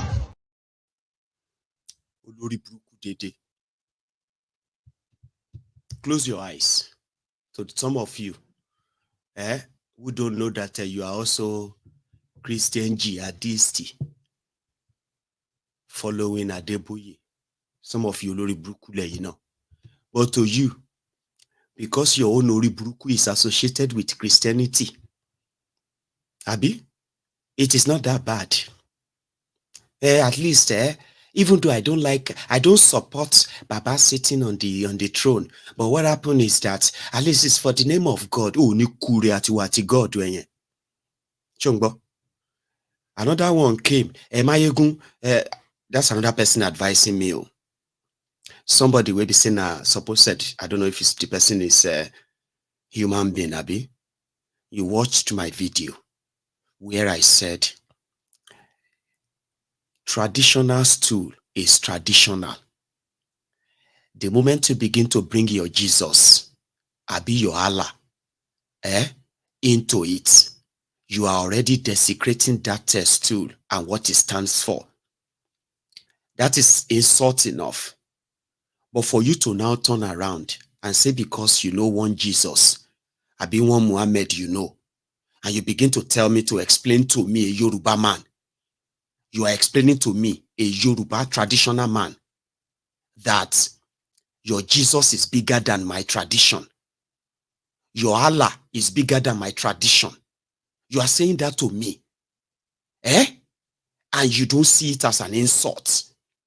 You did not see that as a complete insult for you to look at me and say because you believe in your Jesus or you believe in your Allah, and then you look at me, a Yoruba man, who believes in his tradition and everything it stands for. I am not saying my tradition is bigger than your Jesus. I didn't say my tradition is bigger than your Muhammad. I said my tradition is my tradition. Your Muhammad is not bigger than it. Your Jesus is not bigger than it. Then, but because you believe in that, you look at me straight to my face, and you said I don't know what I am talking about. And you didn't see that as an insult? Disrespectful? You are advising me, explaining to me that your Jesus is powerful. That, do you see where this is coming from, right? Or going to? Now close your eyes. Close your eyes. Just think it for a minute that the person that sat on that chair, that the royal father, a Yoruba king, stood up from that stool, right? A traditional stool, right? So that person that sat on it, Adeboye, change it to somebody wearing bedsheet on his head. A Fulani terrorist with the bedsheet on his head. That is speaking a language you don't understand. Arabic or any other language that you don't understand. That is the person sat on that chair. Would you be enraged? Would you feel comfortable like that? You and Mami RCCG. Igbakeji Eledumare, second in command to the God of heaven. Abi you, Attorney General of Hellfire or Heaven, the keeper of the registrar of those who are going to heaven and hell. Close your eyes and think that would you still be comfortable if the person that sat on that chair is somebody who is wearing a bedsheet on his head, maybe carrying his gun on his side, and the Yoruba king is standing next to him? Or do you think that is not happening as well? Have you been to Iwo, where Rashidi, supposedly Oba Iwo, one of the sons of Oduduwa, Oba Iwo, said is an emir. Yoruba tradition should go to hell. Yoruba should stop worshiping idols. Yoruba should not, but the people who are telling us to stop worshiping idols, they will go to Kaaba, round the rock, Abi, put their head down, shave their head, stone an imaginary shaitan. You insulting us, and some of you don't even see it as an insult. You have become so used to it. Because at least I have seen Jesus, I have seen light. Who said you shouldn't see your light? Nobody is against your light. Nobody is against your this. But when you now look down on the real tradition and believe that people who actually practices them, they are lower than you. Problem here now. So your royal fathers, they will become kings through the traditional means. Then they will find God. They will find Jesus. They will now desecrate that stool. And you feel like it's going to continue like that. I don't think so. And that is why we will never stop showcasing that. And we'll keep reminding you, let your God and your belief stay with you. It's not bigger than anybody's God. Your God, your Jesus, your Muhammad, your Allah, every belief that you have is a faith. It's not bigger than any of the Yoruba tradition. And if you look at me next time, and you say that, I hope you'll be able to say it to my face and tell me that your Jesus is bigger than my tradition. Your Allah is bigger than my tradition. And therefore, they can just treat it anyhow, because to you, the real Yoruba in me, is nothing to whatever your faith and every other thing says. I hope you'll be able to say it to my face, and I hope that you'll be able to say it to the face of the generation that will know this truth, and they will no longer listen to your bullshit and nonsense, and your fear too. Trust me. And that's why you have the diary. MaiyegunsDiary Politico. I just stop and there and let me take calls tonight. So, but I'm going to go make myself another cup of tea. Do me one thing, like the broadcast if you haven't already. You can still share it as well if you haven't as well. And subscribe to my channel. So when I get back, I will take calls. And that may be yours. The number is on the screen, by the way. I'll be back.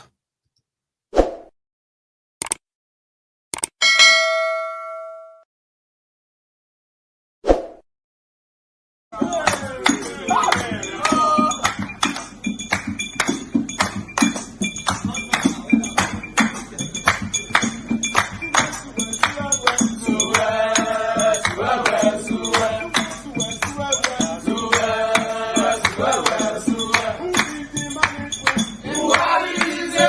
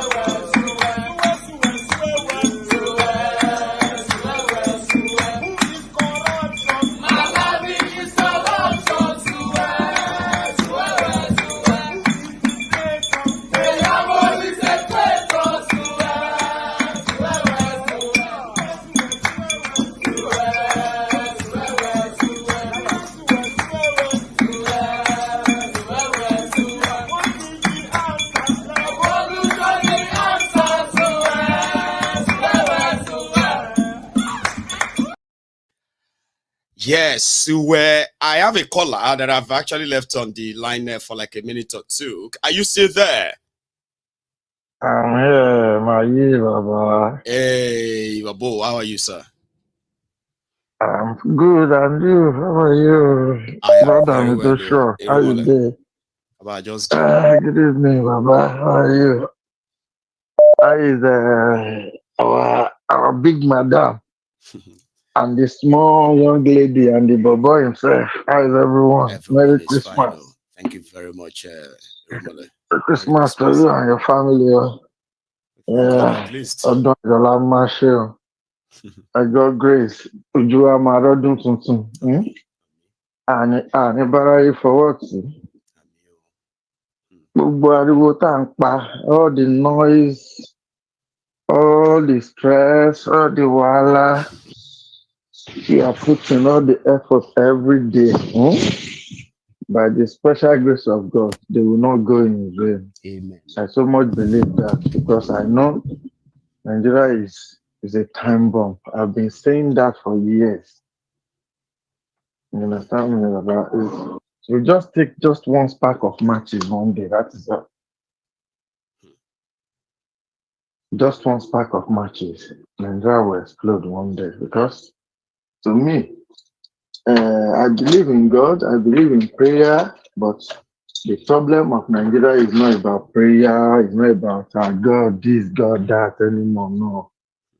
That country has gone beyond that, brother.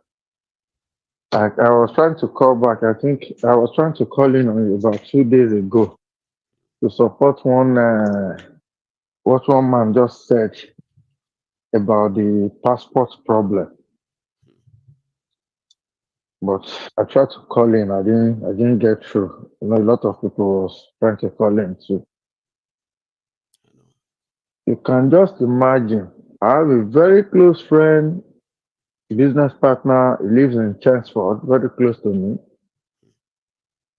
He has Italian documents. He moved down here to my area here about 6 years ago because of his wife. You know, they are looking for the fruit of the womb. He married a British Ghanaian lady, very nice lady. They are family friends. To cut the long story short, you won't believe it. This guy has spent £550 just to renew his Nigerian passport.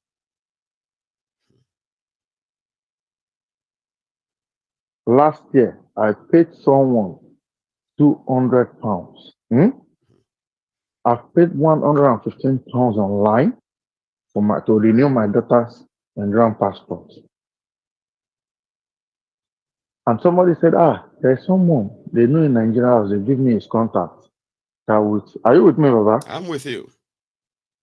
That with £200, you will get, just to get appointment to go there for the capturing. That is all.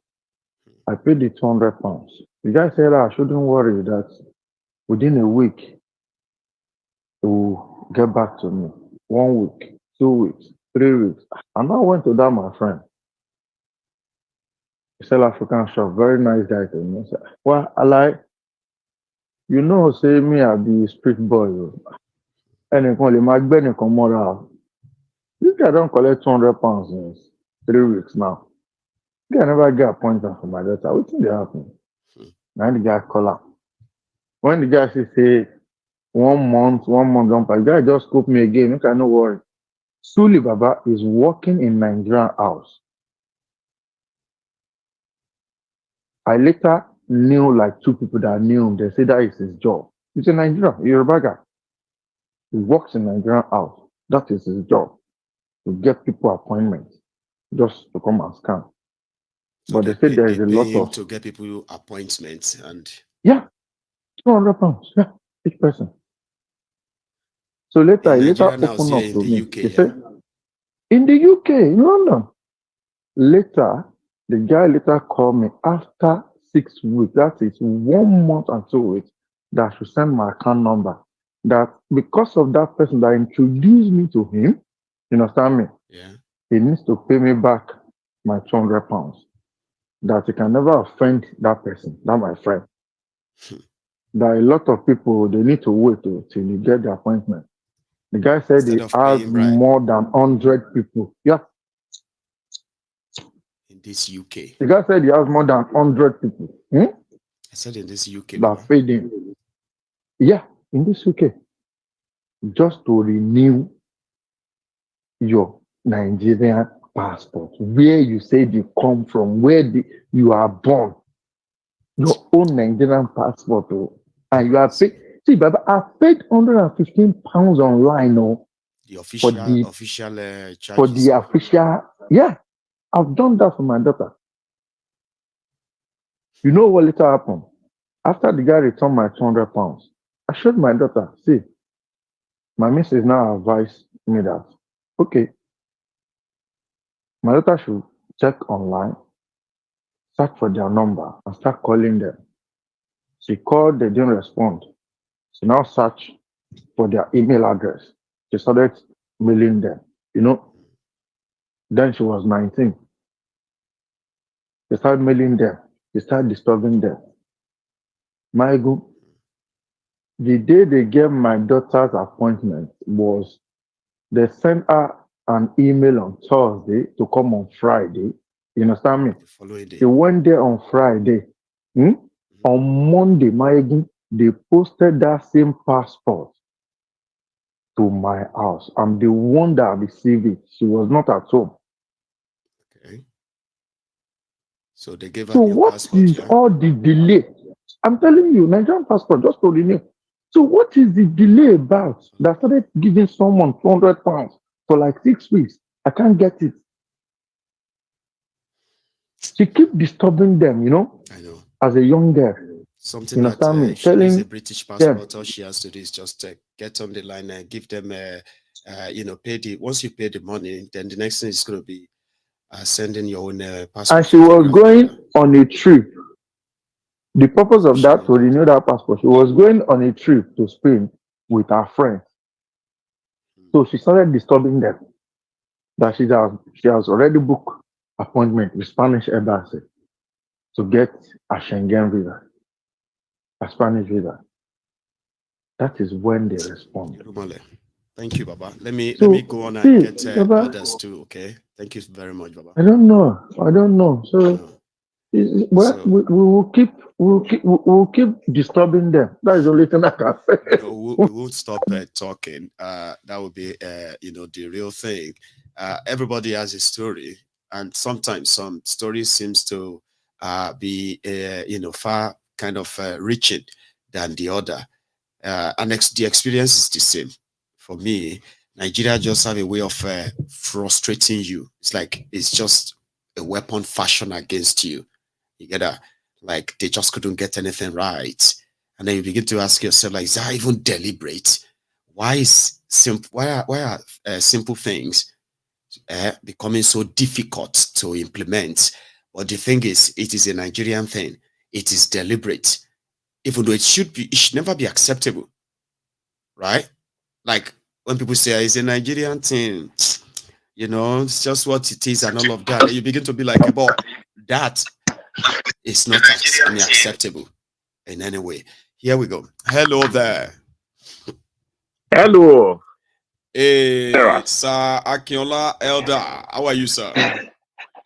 I'm fine. Thank you very much. Merry Christmas. So it's been a while. How are you? Merry Christmas. Sorry, I've been traveling here and there, but I'm fully back now. Happy holiday. So you are part of us set tonight again. So let's go for it. You didn't show up at our People's Parliament last night. It was interesting anyway. Yeah, I would have loved. Hopefully, one of these days I can also become an active participant of that to actually be able to express my mind in essence. And thank you for the reality of what you're giving to Nigerians so that they see where we are. Just of recent, you gave us the video of when Kanu was arrested. That's right. How our Anthony General was speaking in Hausa to Nigerians, as if we all are Hausa. This is what they believe in their head, that when British handed over this colony. He handed it over to them. So we are now Fulani Hausa colony as it stands today. So and that is what could give a whole Attorney General to start to address this issue the way he did at the time. So I look at a lot of the topic that was raised today, and my view about this is that the major source of some of this problem is how we are trying to force ourselves together to be a country.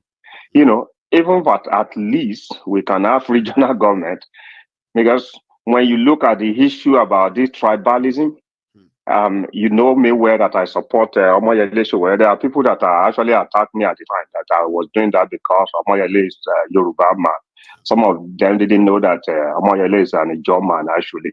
So, and this issue, the concept that we continue to elude a lot of people, when you go far back into the history of our country. The other day I was listening to how Akintola was attacking Igbo. Akintola, the former Prime Minister of the Western region. Akintola, of in course. essence. Saladoke Akintola, I remember. Yeah.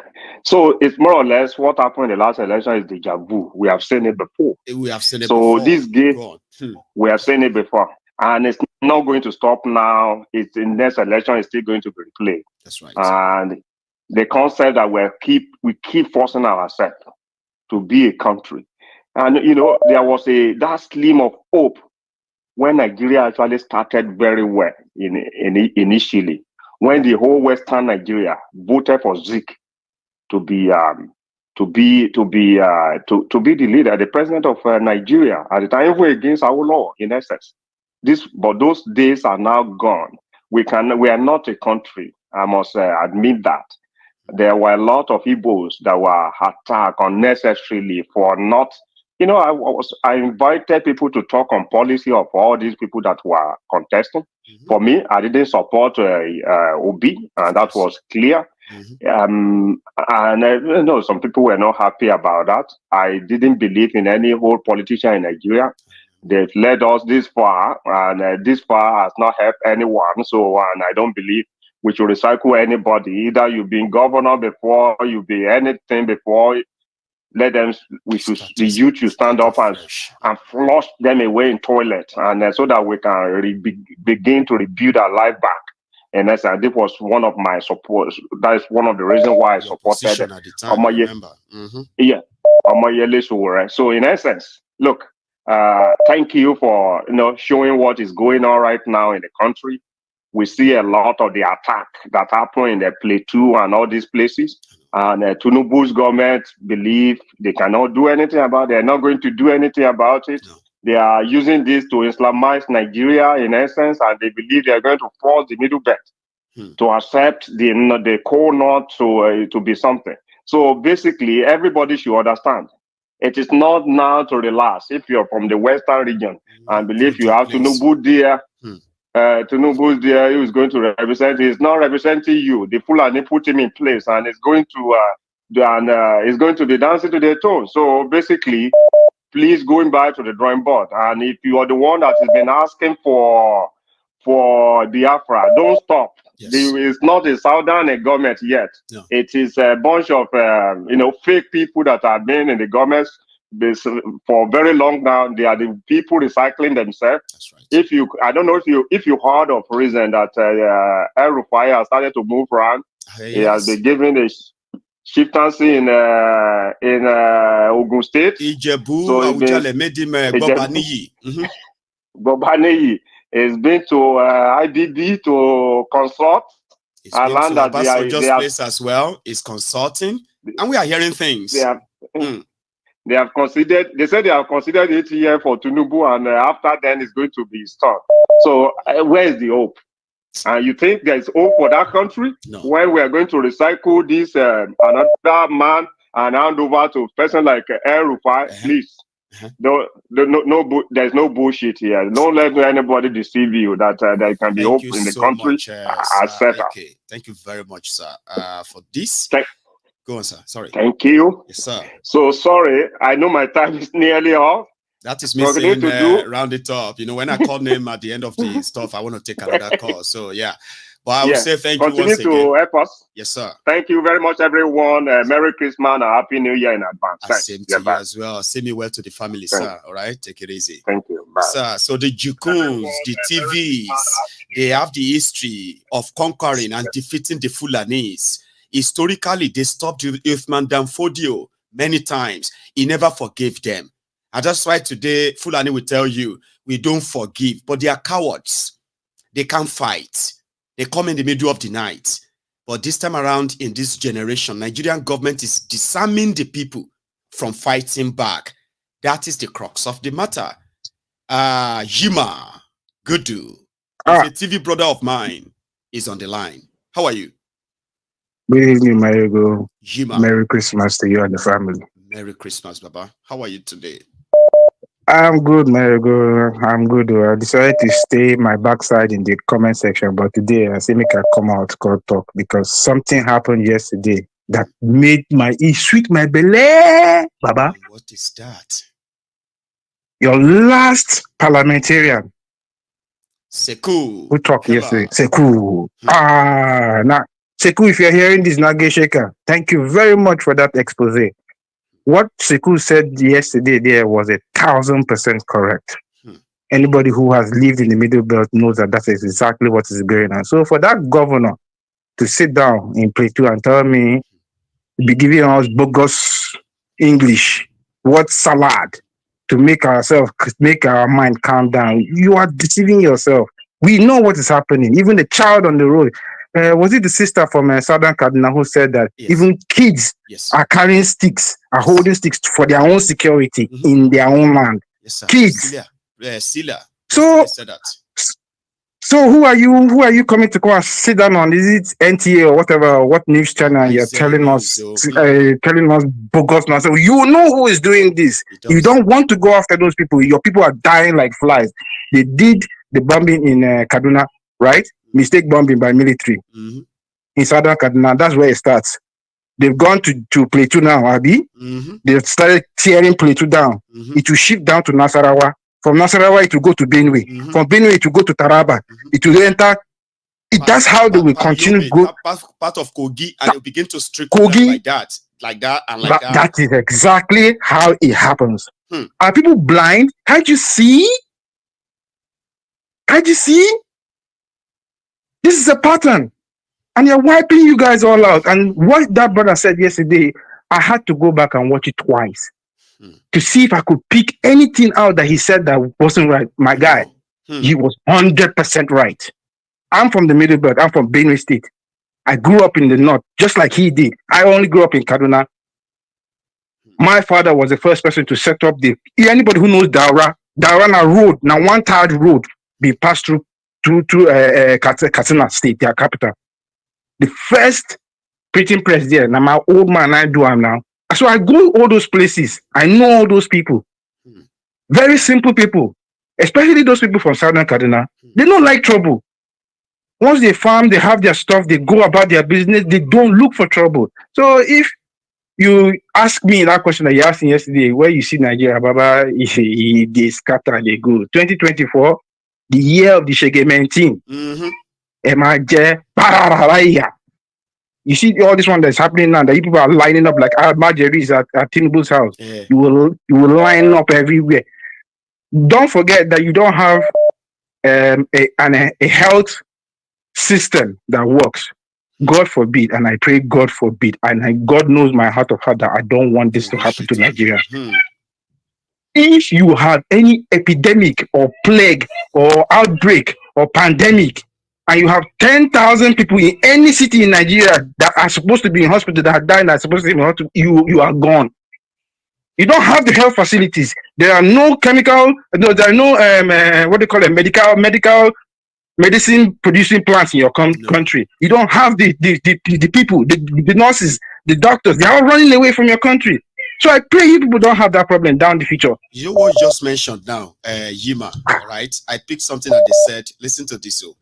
They said out of 40,000, 523 registered laboratories, like lab scientists, laboratories in Nigeria. They said only 15,000 558 renewed their licenses for 2024 out of 40,500. Now, what does that mean? 30,000 registered laboratories have either folded up or they can no longer afford the renewal license, talk less of even practicing. 200 million people. Who is going to serve all the test labs and all of that for these people? Healthcare is gone. Baba, people are still they have a clue. Yima. Maiyegun, I pray to God that you if you're listening to me, whoever listens to this, I pray to God that you don't have to carry your child outside and shout for help when your child is dying in your arms. Amen. In that country at some point. I pray it doesn't happen to you. Thank you very much, Maiyegun. Continue the good work. Merry Christmas, Baba. Merry Christmas, Baba. Send me well to the women. Omo, did you hear that? Sorry, my caller. 1 second. Are you watching me from Nigeria? I want you to take a breath. The body that registers and certifies lab operations in laboratories like that, test labs, they just made an announcement that the yearly renewal that they expected for the over 40,500 laboratories in Nigeria, 30,000 of them, 30,000, not 30,000, did not renew their licenses this year. Hey, that means 60% of those who are going to carry out all your tests, who are going to check if you are, whenever you are unwell and all of that, they are disappearing, just like the real doctors. Medical practitioners are disappearing from Nigeria. And they say hope is here. And you believe them. They say even with your money, Nigeria will punish you to the point that, man, are you there, my caller? Yeah, I'm listening to you as you are talking. God I don't bless know what you, to let you sir. finish. Good evening, sir. Yeah, good evening, Mr. Maiyegun. Yeah, so good to get to today. Thank you. Yeah, it's just a simple thing I wanted to ask. If you look at these killings that go on in Jos, in Christmas Eve, and the one that go on in Castina, the way Fulani are killing people just because they are celebrating Christmas. That means they don't believe in Christianity and they don't want Christianity in Nigeria. That's right. That's why they are killing those people. And where these people, the government, the military people, know their camps. They know where they are. We have seen them giving them money, go to their camps. And if you look at the APOB in the Kano, these people have not done nothing. And they are hurting them, killing them like flies everywhere. But when we have the real killers, they don't do them nothing. I don't know. I don't know what area. Governor Tokam. Governor said there are some ungoverned area in his own state. Baba, there are ungoverned area in Nigeria. That is an indirect way of saying places that Fulanis have taken over, armed Fulani terrorists have taken over. Nigeria government did not bother to even protect the Nigerians living there anymore. They call the places ungoverned area. Did you hear that? Yeah, that means we have a country in a country. Jesus. It's so disheartening. I can't believe it. This now the canon do nothing. He did nothing. Kidnap him and put him there. You kidnap him and put him there, he's still suffering there. These are people you're supposed to go after. You just leave them alone, and that the life of people doesn't matter anymore. I'm so ashamed. I can't believe it. I can't believe that. You need to keep on doing what you are doing, and everybody that is doing what you are doing should continue doing it, so that this message can go across, so that people know. We know nobody is going to fight for us. No. The Western people, the Western world, not going to fight for us. You just need to sensitize our mind individually, so that we will be able to come up and stand up for ourselves and fight our fight. This is our fight. That's right. And for me, I don't believe Nigeria is one. We are not one. We can never be one, and we will never be one. Never. The earlier we know this, fight ourselves, the better for us. Because I live in the UK, I will want my children to go home tomorrow. Yes. But as it starts now, I can't go home. My children can't go home. They watch this thing in the internet. They know everything. Mm-hmm. They don't want to go. And me, I can't go as well. Because where are you going to? So that's what I just yeah. Thank you very much. I'm That, going to that's take my, another one then, okay? God bless you. yeah. Sir, I mean, it's the same question everywhere where people have to be like, where is the government? And people begin to ask, hopefully the government has the political will. What do you mean political will? Do you even need any will than just to wipe out all these terrorists and they shouldn't even exist?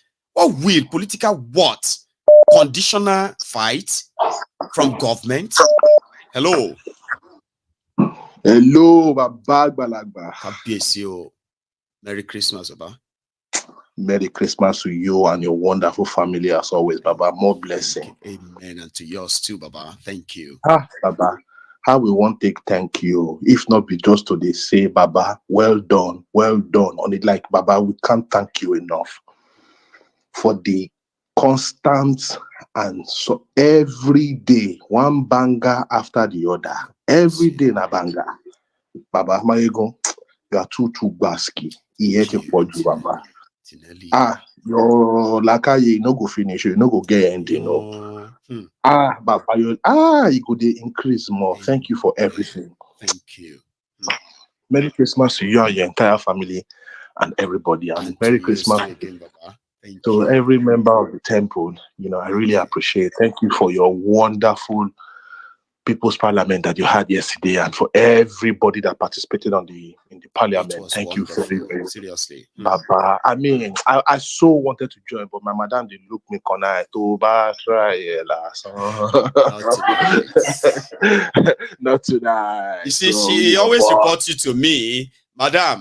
And sometimes, right, I don't know how you feel sitting down there, okay? Whenever he reports you to me, I don't believe he's saying the truth all the time. You know what I mean? It's like he's using you as an excuse. And sometimes Baba, I so wanted to join, but another thing again, like I always say, when people come in here and they echo your thoughts, like you call this place the Temple of Truth, it's an echo chamber. You understand? Sometimes when people come in and they say things that you want to say, and sometimes they even say it even better than you ever thought you would say it, just saying, there's no need. Let me just leave it. You understand? So that's why I'm so happy. Which day where some people come in here, I'm not going to call anybody's name, you understand? Which day where some people here saying, oh, the military will come, some military people are going to come and do this, some military people will come, you don't know anything about the military. These are people that don't know anything about the military.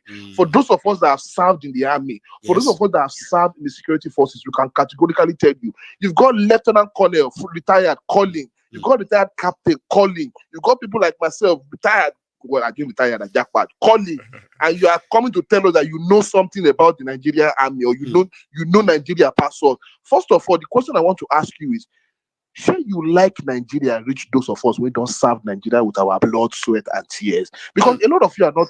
You just love Nigeria, but you love like you love the sense of being called Nigerian. You have no idea. A lot of you don't love that. That's what you love. When people are talking something, I just look at you. Some of you are doing, because if I start answering some of you, you people you probably hate me, but I don't have energy for that. Some of you talk as if you love Nigeria. Baba, I joined the Nigerian army at the age of 12. That's when I signed up. Well, actually, I was 11. 10, 11. When I signed up, I didn't sign up because I was suffering. I signed up because I love Nigeria. I wanted to be a part of the development of Nigeria, whatever the development style was there. It was the military. Your own contribution and all that. As a soldier, all you can contribute. Maiyegun, do you know when I became a soldier, my civilian friends, those of my friends that were civilians before that, my friends. Yeah. They'll be teasing me. Oh God, you soldier got here. The one boy, yo, Buru, Daju. Daju, you strong, mean. You understand? My friends, they were telling me that I'm not mean simply because I choose to sit down in traffic without coming down to whip people, without coming down to. You understand? People go, they tell me, say I'm not wicked. Guess what? Some of those guys now, they are now members of the security forces. Some of them ended up in the army. Some of them ended up in the. And guess what they are doing? They are doing fast track for our. They are doing fast track and they are bullying people, and they are doing special service for our brother who called earlier on and said he paid £200 after paying 100 and something pounds. And you want Nigeria to work. So after paying the 100 and something pounds legally, you now pay £200 extra to follow quick route. And then you want Nigeria to work. Are you guys joking or something? Maiyegun, you renewed your passport, didn't you? I did. I think it was last year. So is it that you don't know somebody that you can call somebody to give you emergency? Anybody, because I believe that you understand? Me, so there's no point. You get me, Baba, as a soldier, yeah? There's a military liaison in the Nigerian house. As a matter of fact, when I did my capturing, the military attaché saw me and he was angry with me for not coming through back door. Say, why didn't you? I said, to do what? Say you are a soldier now. Why didn't you come in? Yeah, he said, why didn't you just tell us that you are a military person? Now we'll just do it for you. But I said, there's no need for all that. I was at Nigerian house for I was there all day. And let me not start saying, I got there maybe like 10 or 9 in the morning. And I left there around 6 in the evening. Well, my experience as well. And I left frustrated as well. I nearly started a fight. But it is just Nigerian way. While I was there, people actually fought. But I didn't turn around and say, oh, I want Nigeria to work, and then I go and pay somebody £200 to give me fast track. You see, this we have our own too, whether we actually Baba, we are our problem. Consciously as well. We are our problem. And that is why no matter how much you gaslight us, I saw Princess yesterday, she came again. She said, you diasporans, you are the one that's going to come out. Baba, Mama, Emma, una go wait, Taya. Una go wait, Taya. Because I know a lot of you you are just hoping and wishing and praying for them to send all of us back home. Ladies and gentlemen, we can probably get angry now. Our own anger now. They play. They play. If your own anger, if you are not angry enough right now, ladies and gentlemen, there's no amount of anger that the diasporans will bring back that will change anything. If you are not angry enough right now, do you understand? Because what is only going to happen is probably going to be like them. Because a lot of you are actually forgetting that Tinubu was in exile. All these criminals, all these people you have in power right now, they were all on exile a few years ago. Majority of them were in exile. You people daft or something. You've forgotten that all these people that you are hailing now, they were all on exile a few years ago from the previous government. Just like we are on exile now. The only difference is we want a genuine change, and we want it differently. Some of us want the contraction to be broken. Some of us want referendum. Some of us want a new Nigeria. Some of us want, but it's not like back in the days where everybody wanted democracy. Baba, those people that wanted democracy, they are there now. What are they doing with the democracy? We can see what are they doing? And you are clapping for them. Deep stuff there. And then you are now asking us to come back from diaspora, to come and do what into your law? To come and do what? To the extent that you are even wishing, you are praying, and you are hoping that things get tight for us so that we can all come back home. They play. A lot of us will never come back home, whether you like it or not. Somebody like me, I am not. I will never. If I have to go anywhere, I will go to Rwanda. If I have to go anywhere, I will go to Ghana. If I have to go anywhere, I will go elsewhere. I'll go and pitch my tent elsewhere. I don't have to come back home. And if I have to come back home, I'm not going to come back home to come and start fighting for somebody else. No, I won't. I won't fight for anybody. Martinelli. Everybody has to pick up something and fight for yourself. Nobody, you will never enjoy your victory if you have to wait for somebody else to fight for you. You have to fight for yourself. It doesn't work that way. That is the kind of victory that you will enjoy, and then you can bask in it and say, yes, I fought for this victory. If somebody else will fight for victory, listen, if I have to come and bleed for you, ladies and gentlemen, I am going to imprison you. Yes. I will make you pay for my blood. Yes. So don't wait for me to come and fight for you, because if I come, Mama, in fact, Tinubu said, you will wish Tinubu to come back. If you wish me, I come and fight for you. They play. Don't fight for yourself. Let me take another one. Thank you very much. And send me well to the missus. Okay. You, at least finally you let it out. Okay. I like that. Yeah, I had to. So have a good one. So that's Martinelli. Martinelli sometimes feels like everybody says his mind, so he doesn't really have to say much, other than just to come and kind of say, oh, well done, thank you. I finally got him out of that hole, and he spitted it out. I like people who get real. Let's get real. Let's be honest with ourselves, okay? Instead of our else, it's just going to be like an echo chamber where we just kind of scream at ourselves and only listen to ourselves. Yeah, get real. The African Wahala Prince. How are you tonight? Yes, sir. I am doing excellent, my brother. Merry Christmas. Compliments of the season. Same to you, Baba. Yes, sir. Sir. Yeah, I would have loved to join the People's Parliament yesterday, but I couldn't, because it was dead in the middle of, family celebrations and stuff like that. But it was Christmas Day. Yeah. So I wasn't, like, let's be real. Let's get real, right? It's Christmas Day, man. You can only excuse yourself and run out of some in the middle of program to join in us. You know that. But people still manage to stay back. But of course, now you are here, Baba. Yes. And man, shout out to our great brother, Sekou, from Liberia, for his great expose. That man did a great job. Of the session. That parliamentarian session, Sekou is the man of the moment, the man of the session. Give it to him. I have to be honest. Yes, sir, man. Round of applause to you, my dear brother Sekou. And at the end of the day, man, you see, all of us African people, I get it. We want to build power by coming together and forming this ideology of Pan-Africanism, where, as an African person, God made you an African. So any other thing that you added to your life, if it's your religion, it's a choice. You can choose to be any religious background. If it's your political choice, yes, you can choose any political ideology as well. But what God made you as, which can never be changed, is your Africanness. So that doctrine of Pan-Africanism makes a lot of sense. But my dear brother, I'm happy you broke down your experiences in the contraption that we found ourselves in, where you came to a summary and a conclusion that the future is bleak. And we all know that, right? We know the future is bleak. Unfortunately, once again, hundreds of people lost their lives in Plateau region. I don't use states anymore because I have gotten to a mental state where not only do I deny Nigeria, I deny everything about Nigeria, including the states. I'm not going to be telling people that I'm from Ogun State. I'm from Ijebu because Ogun State to me is fake. Nothing is real about Nigeria. Fulanis.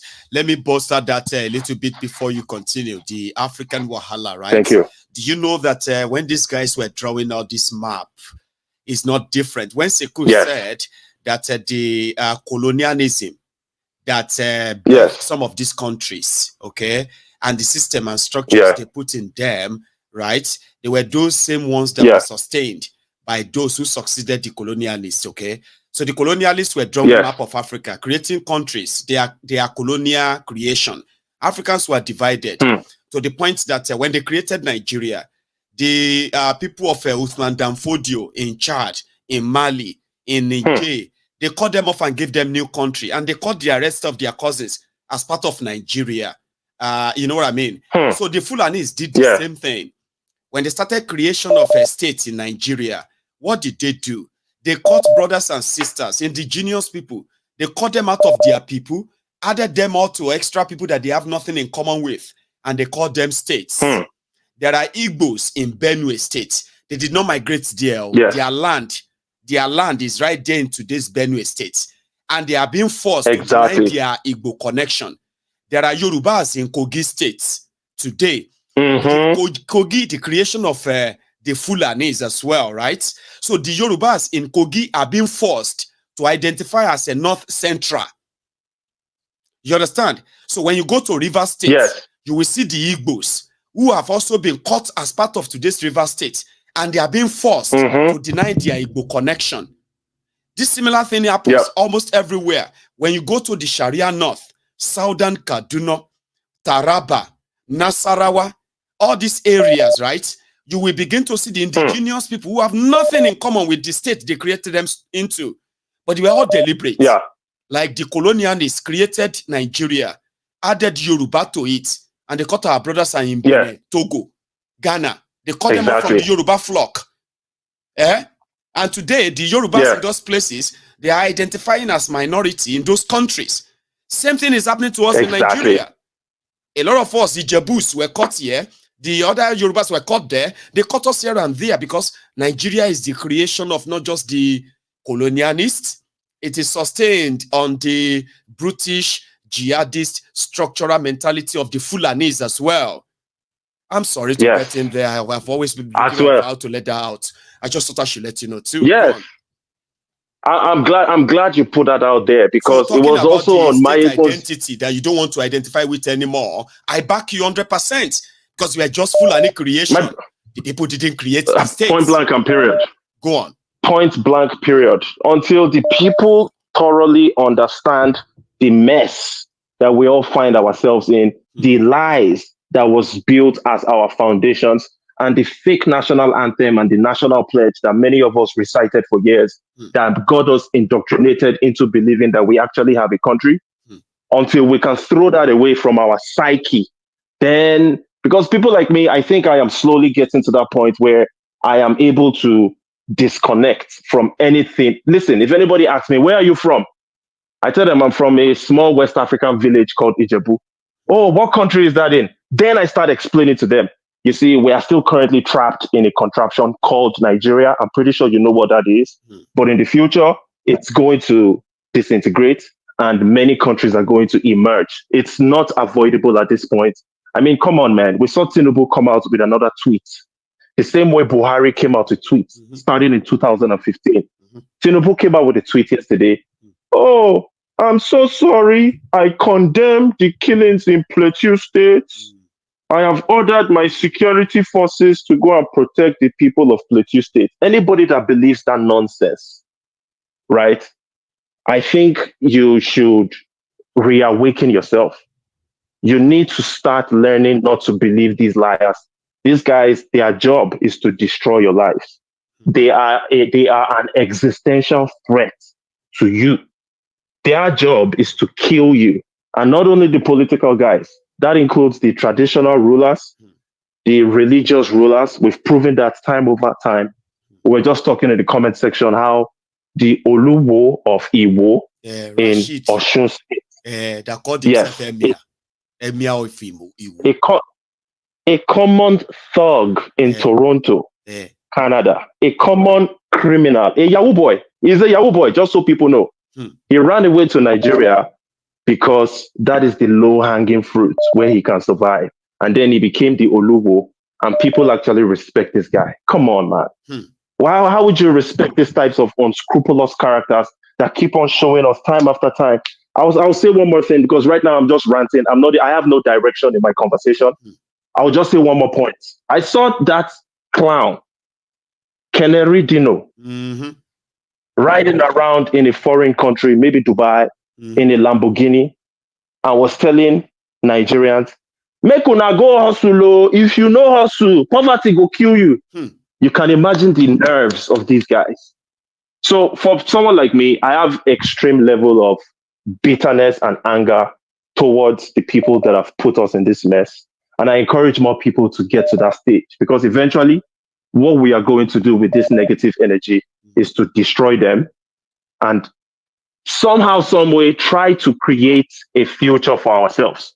Thank you so much, my dear brother Maiyegun. Thank you. Merry Christmas. And Merry Christmas. Yes, sir. Yes, sir. Well to everyone. Okay. The African Wahala. No problem, my brother. Bless you, sir. Yes, sir. One, So I kind of love the people around me. Hey, Maiyegun. Yes, sir. Happy New Year, happy Merry Christmas, yeah, it can be both. Well, first, Merry Christmas, then Happy New Year's also in advance. How are you, sir? How about Ojo Meta? Oga. Ojo Kokpelu. Àwọn tèmi ńkọ́? Well, we thank God to our bell. Bawoni. I know mo fẹ́ join the parliament, but ohun mi ò tẹ̀ dá rárá. My voice was so òtútù yẹn ti kó sọ́nà fún. Oh, bless you. I think it's better. It sound better now, right? Mo ní àtẹ́tẹ́ kìí ṣe pé Maiyegun ó fẹ́ kó òtútù ràn mí. Mo yà tètè tákùlẹ̀. I'm glad that right? Nice one. No. So yeah, Enwela wa yo. Àbí ó ti sọ gbogbo ẹ̀ náà torí kan tó tẹ̀lé táwọn Igbo tó show yẹn, that Igbo something that you are I'm so happy for the Igbos that are even going back home. I'm happy. Now if all of them can even go and set up their own state individual and start giving loans to their people, I want to see what those àwọn Babaku Èkó yẹn, I want to see what they will now do. I will not see what they want. And you showed the Igbos are showing off. That's why nobody want to like them. Say no. Stop using nobody want to like them. You in Lagos. Jealous of them. Exactly. Just say you. And we want to see more of that video, by the way. I'm going to see more. Me, I want to see. Me, I want to see more. Me, I want to see more. The one you even showed that people were lining up in Tinubu's house, Abi. Baba, the one you showed now. You want to see that again? It reminds me. Abi. Look on your screen. Look on.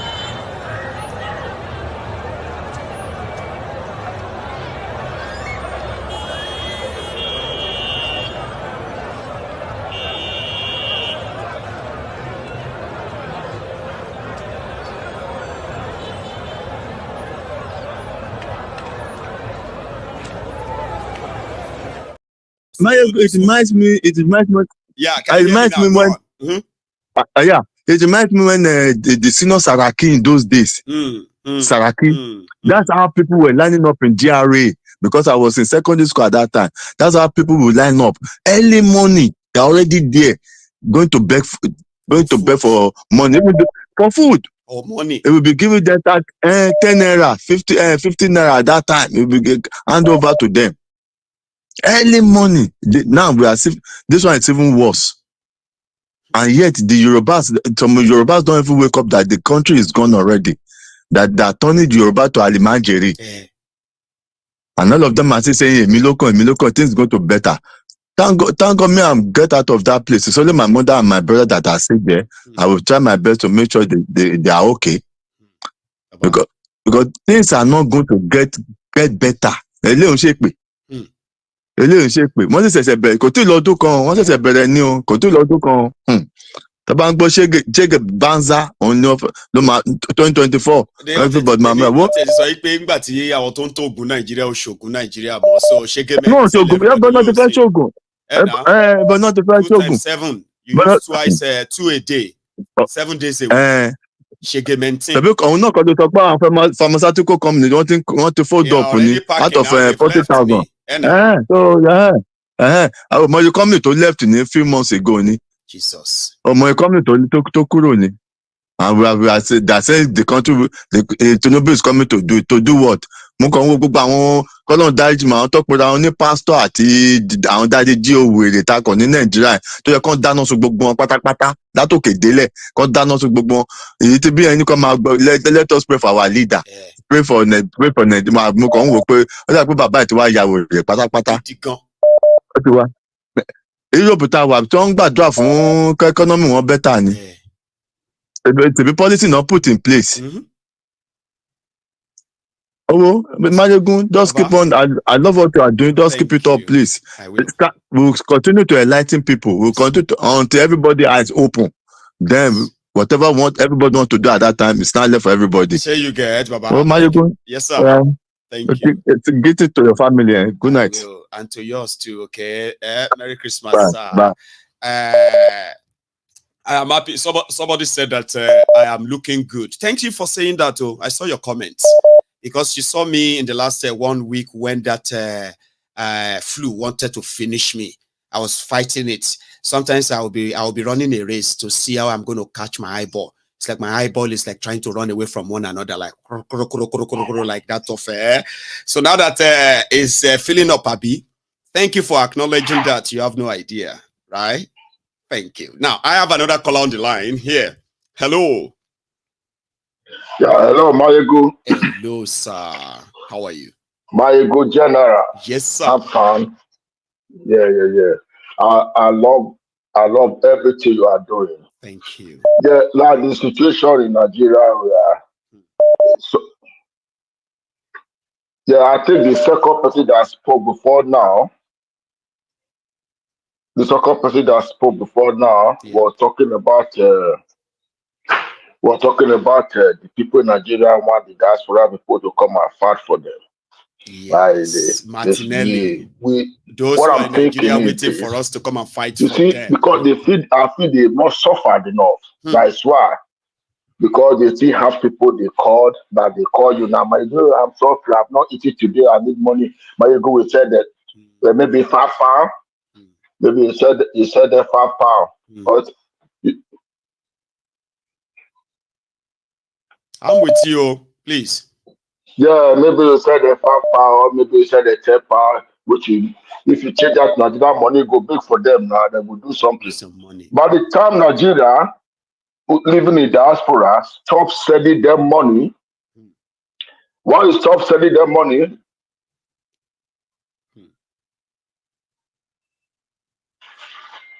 are you with us or you are being distracted there? yeah, Because you are the one talking, so I am just here to listen. Yeah. Go on, please. Yeah, if the people in diaspora stop sending them money, then they will not feel that suffer. They will not be able to fight for that. So just like a month, everybody in diaspora stop sending money to Nigeria. Stop subsidizing that them. time, that time they will start to fight for themselves. I think that would be very good. Already cut it down. Have you not noticed the level at which the economy just took another downturn? It's like people are no longer like putting so much money in, like for example, in their projects in Nigeria anymore like before. People are not really like putting in too much money there anymore like before.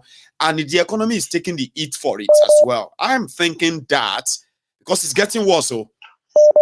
And it shows that people are not really putting money in inside that place per se. People are only sending money for house rent, school fees. So those who want to pay hospital bill and all those like little money that they send to cover all those.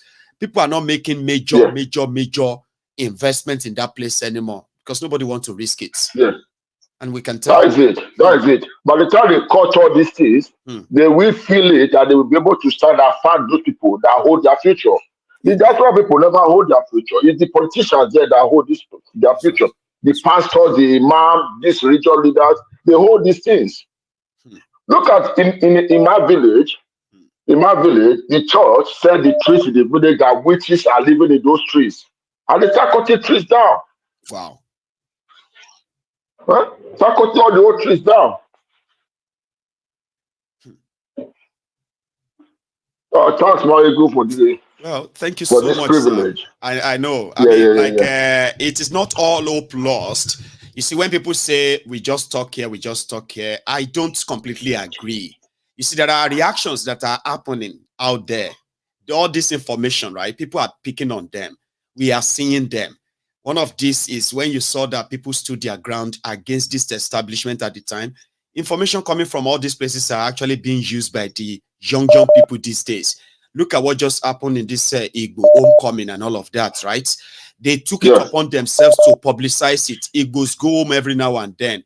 But for the first time, to prove to the whole world that, listen, that we are not kind of showcasing everything, doesn't mean that all your narrative about Igbo land is true.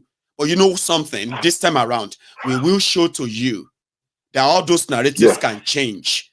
Thanks to the social media that has been able to encourage people to do something. So yeah, I appreciate your time with me tonight, sir. Okay, and thank you very much. Okay, you have a wonderful evening. I'll take one more call.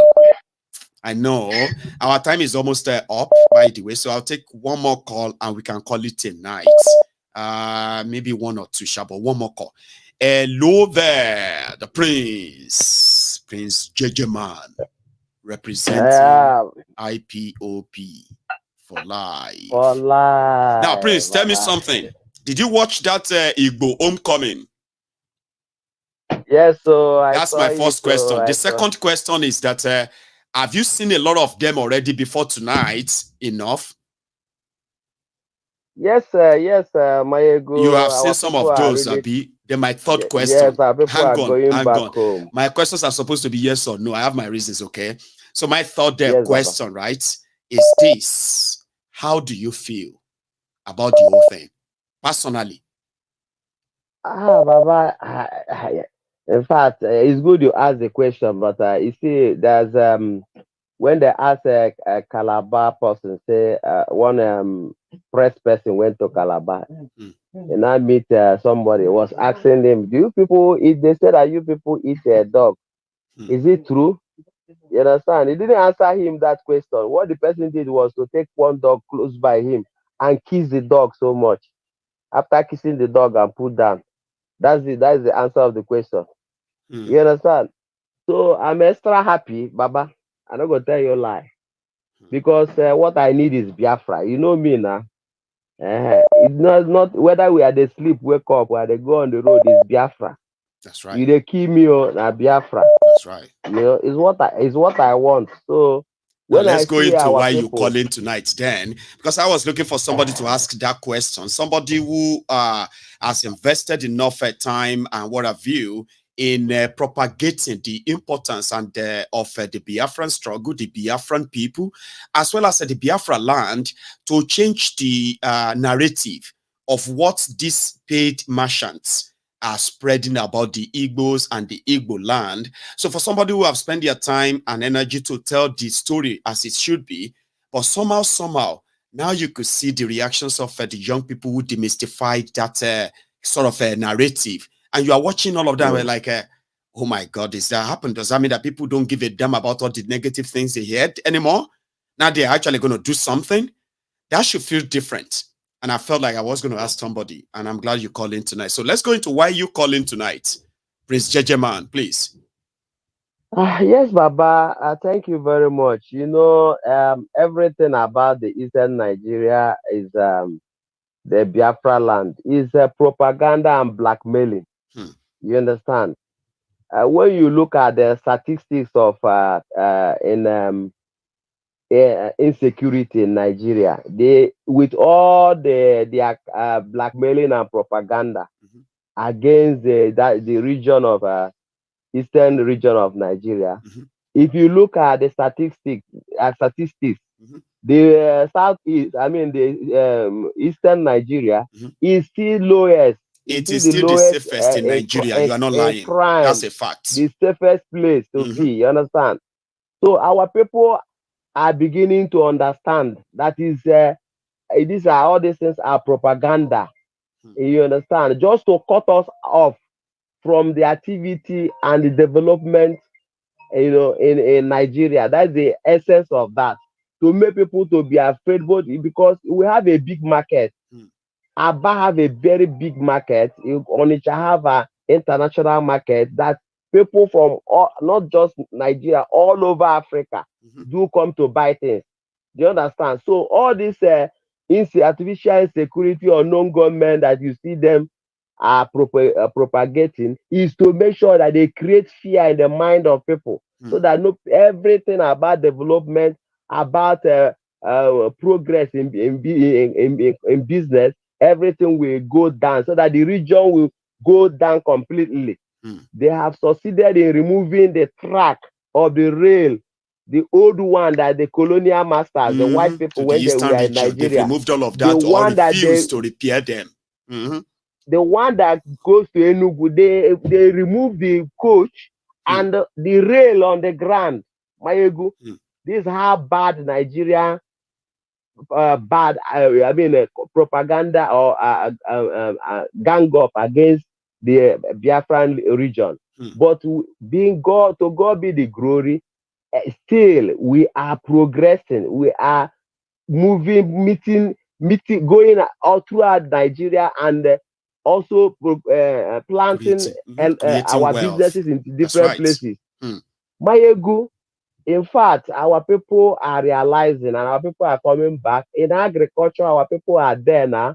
You know, in animal farming, even this one that Fulani are carrying their cow, we are into animal farming too now. You know, so that when finally our referendum comes, we will not lack nothing. We will lack nothing. Do you understand? Secondly, Baba, why I called in, you see this thing happening in Plateau. The earth is rotating. That's why they say what goes round comes around. Thank God that Gowon is still alive. He is the architect of insecurity in Nigeria, Gowon. Because what they went to Ghana, Aburi Accord with Ojukwu, is to make sure that there is a restructuring in Nigeria, so that each region we maintain whatever they have, and the security will be grassroots.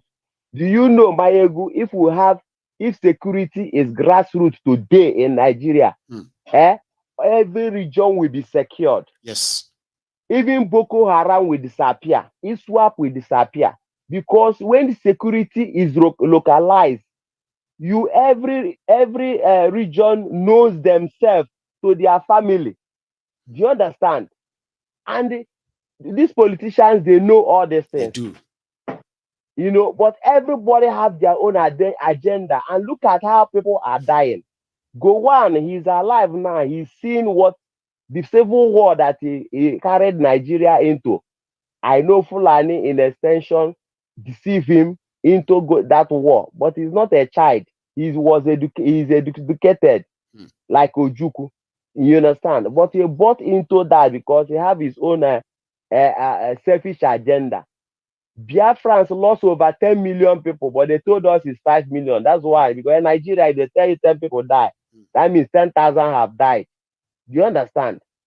Now he's alive. His people are being eaten alive by Fulani. And it's like they can't do anything. That's the sad one. See, when at least see, look at something. Life was good then. Yes. When they came for the Biafrans said they would defend themselves, and they defended themselves. That lasted for 3 years, right? Today, even the Middle Belt and so anybody in Nigeria against the Fulani terrorists, you are not allowed to defend yourself. It's like they are tying the hands of people to the back. They want them to stop crying and stop screaming. You are tying their hands to the back, and you gave a gun to terrorists to shoot at them and see how many of them will survive.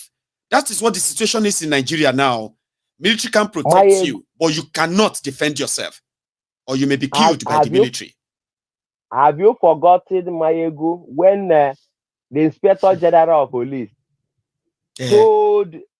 told everybody, to the extent of even commanding the hunters to give up their guns, their gun, the gun that they use in hunting animal in the bush. They told everybody, including even if they see knife. That was the time they seized a container of knife. They say that knife is what they want to use. Knife that people are using to cook in their kitchen. They confiscated that knife. You understand? It's because that knife, they believe that the southern people will have it. Only knife. They say submit every of your gun. And they left the Fulanis. They were planting them during COVID. Dangote was using his truck to move them all over Nigeria. There were evidence now. They were killing people in the south for movement, but the Dangote truck was moving freely. In their thousands, distributing terrorists all over Nigeria. Dangote is inside the agenda of the Fulanization. You understand? So, with all these things, Nigerians have to wake up. Thank God, Gowon is alive and seeing what is happening. May the soul of the people, innocent people that die, because some people most of them that die now is a new generation. They were not around during the time of Civil War. Exactly. They wasn't around now. So now, but Gowon is around and he cannot say anything because he have oil well. He have oil well in Biafra land. Gowon, he cannot talk. You understand? Because if he talk, then his oil well, they will expose it. So is Danjuma. Since he told us that the army of Nigeria is colluding with the terrorists. Since that time they warned him, he went inside because he have oil well in the east. But as they keep on keeping quiet, their people will keep on destroying their people. Fulani will completely clear them. Yeah, if they don't my own fear now is that at least under Bokwari, the Yorubas, okay, we managed to put together a security outfit, Amotekun, against all odds. Beautiful. We know the politics behind it. Amotekun cannot carry weapon. But today, our people, when things became worse, they had to rely on this Amotekun as well. And they have been doing their own bit. We have to give it to them. They are not allowed to carry sophisticated weapons. Yoruba man is the president of Nigeria now. Those of you that I told you that they said Yoruba Lokon doesn't mean that they are talking about you Yorubas. They are only talking about themselves and what they want to get. A Yoruba man should be able to authorize the Amotekun to carry AK-47, AK-49 machine guns and patrol the Yoruba. That's why you will believe that Tifnumbu is not part of this whole scheme. But Sekou told us last night the likes of Tifnubu don't represent Yorubas. A Sierra Leonean even acknowledges that, right? He said Tifnubu represent the weakest Yorubas that only needed money and power. Once they give it to them, their people can be slaughtered. As Yorubas who are watching me tonight, okay, under Bokwari, Yorubas were able to put together a vigilante group called Amotekun. The people of Middle Belt were disarmed. They were not allowed to put together any security to defend themselves. The Yorubas that put together Amotekun, we were not allowed to carry weapons to defend ourselves against the terrorists. A Yoruba man is your president now. Maybe you should begin to ask and begin to kind of question what Tifnubu and gang told you. Because the terrorists, they are coming to the village next to you. So, President Man, I mentioned this because we're all talking about disarming those who try to stand up. But I just want to remind everybody that Amotekun is not just any group. It was established by law in Yoruba land. But we all know the limitation. Are we all going to agree that Tifnubu is part of it? If Amotekun can still not carry real weapons? Continue, the prince. Maiyegu, what I want our people to know, especially my Yoruba brothers, what I want them to know is that Tinubu is not standing for Yorubas. 100%. He has signed a lot. He has signed Yorubas away. A lot of things that he has signed away is including Yoruba security. Are you getting me? Yes, now. Because Fulani, since Tinubu came, have he made any comment concerning all the Fulanis that are in the forest of Yoruba land? No. Have he made comments about the Yorubas that are still refugees in Benin Republic? No. Have he made any comment about that? No. No. Since he came into power, have he made any comment concerning restructuring of Nigeria? No. State police, restructuring, new constitution, all those fancy words they used to say, he will never touch them again. If he have interest of Yorubas at heart, Yorubas, all this is that I'm telling you, Maiyegu, he will talk about them. He won't. Because he didn't mean them, like you said. He just holding powers for Fulanis. You understand? It's part of his signature that anything that Fulani does, since he entered, Fulani has been kidnapping. Anything that Fulani does, he must cover them. It's part of the signature he signed for them, that they must be covered. They must not be locked up in any police station in Nigeria.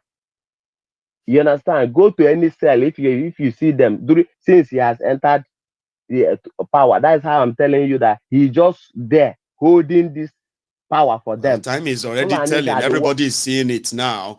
Of course, the people of Middle Belt who are helping us to hold the terrorists, I don't know how long they can hold them this time around before they would then flux into the Oyo Empire, the Yoruba kingdoms, and here and there, and we can back to the sing song again.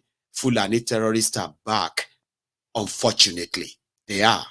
Maiyegu, my brother. But you see what I will say is this. This Omoteku is either they convert them into non-state actors. Are you getting me? Because as long as they remain under their own power, they will not allow them. They will be toothless bulldog. They will be. You understand? Because you see, the Minister of Defense, one time, you see the NSA, he said that why will terrorists come and you people will be running? That you people should defend themselves. You understand me? This is somebody who are at the top of security. He told Nigerians, I've forgotten his name. He told Magashi, Nigerians, that is his name. He's a Minister of Defense. That's his name, Magashi. He's a former military officer too. He said, why were Nigerians running away? That was their Minister of Defense. He was asking Nigerians, why are you running away? Stand there and fight them. Defend yourself. With what, Prince? We can't defend them with ordinary hands. Somebody carrying AK-47, you defend them with ordinary hand. Or carrying stick and stone and knife to go and fight people they carry AK-47? No, we must have something more than AK-47. See, Prince Jejeman, thank you very much for the, as usual, okay? Thank you, Baba. I God bless appreciate you. this. And then too we much, are going to Baba. be calling it tonight soon. Yes. Good night, Good God night bless too. you. And you too. My regards to the missus. So that's Prince Jejeman who is who has wrapped it up there for all of us. So I want to say thank you to every one of us who has been part of this conversation again tonight. Our condolences still goes to those who have become the victims of this latest terrorism.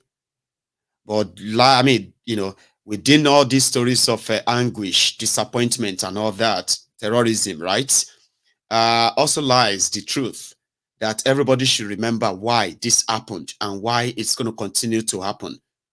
So until everybody knows that if nothing is really done, if this contraption is not really brought down, right? It's just a matter of time before we all become victims too. And it doesn't seem to be going to be a long time before we become victims. Especially when this whole killing is pretty much like a state coordinated.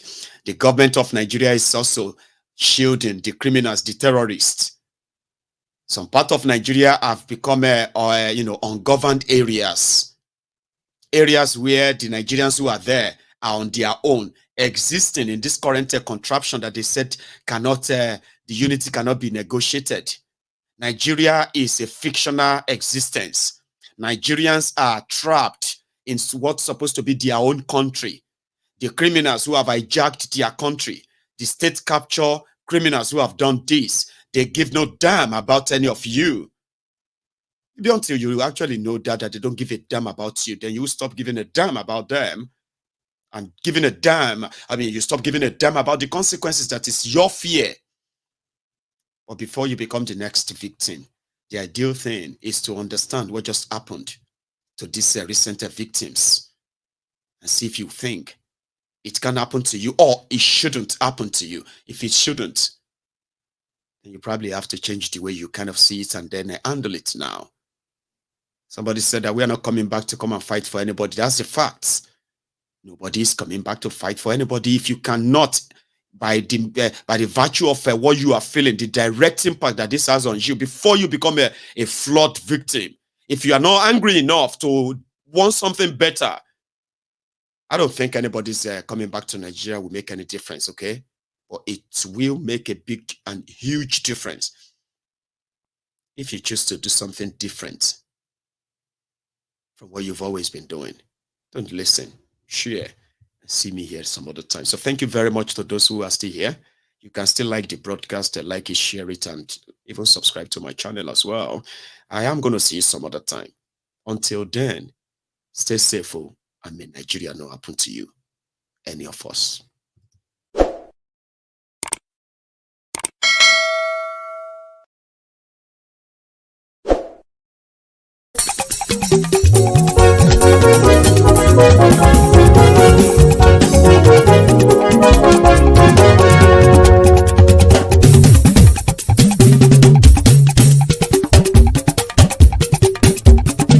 Maiyegun làwa mọ̀ làmọ̀ tó dòdòdò. Maiyegun Diary Maiyegun #1. Maiyegun làwa mọ̀ làmọ̀ tó dòdòdò. Maiyegun Diary Maiyegun #1. Maiyegun ti dé o ọ̀rẹ́ ara yìí. Maiyegun Diary Maiyegun #1. Lórí Facebook, lórí YouTube. Maiyegun Diary Maiyegun #1. Gbogbo bó ṣe ń lọ ni Maiyegun já wa sí. Maiyegun Diary Maiyegun #1. Àṣírí ọ̀jẹ̀lú kì í bò níbẹ̀ o. Maiyegun Diary Maiyegun #1. Bó bá ṣe eré àní Maiyegun máa wí. Maiyegun Diary Maiyegun #1. Ó sì tún ṣe eré wàá gbọ́ níbẹ̀ o. Maiyegun Diary Maiyegun #1. Maiyegun Diary Politico. Maiyegun Diary Maiyegun #1. Godfatherism kò sí lọ́rọ̀ Maiyegun. Maiyegun Diary Maiyegun #1. Ẹ farabalẹ̀ sẹ́ o kẹgọ́rọ̀ lẹ́nu o. Maiyegun Diary Maiyegun #1. Àní Maiyegun làwa mọ̀ lódodo. MaiyegunDiary na him be number one.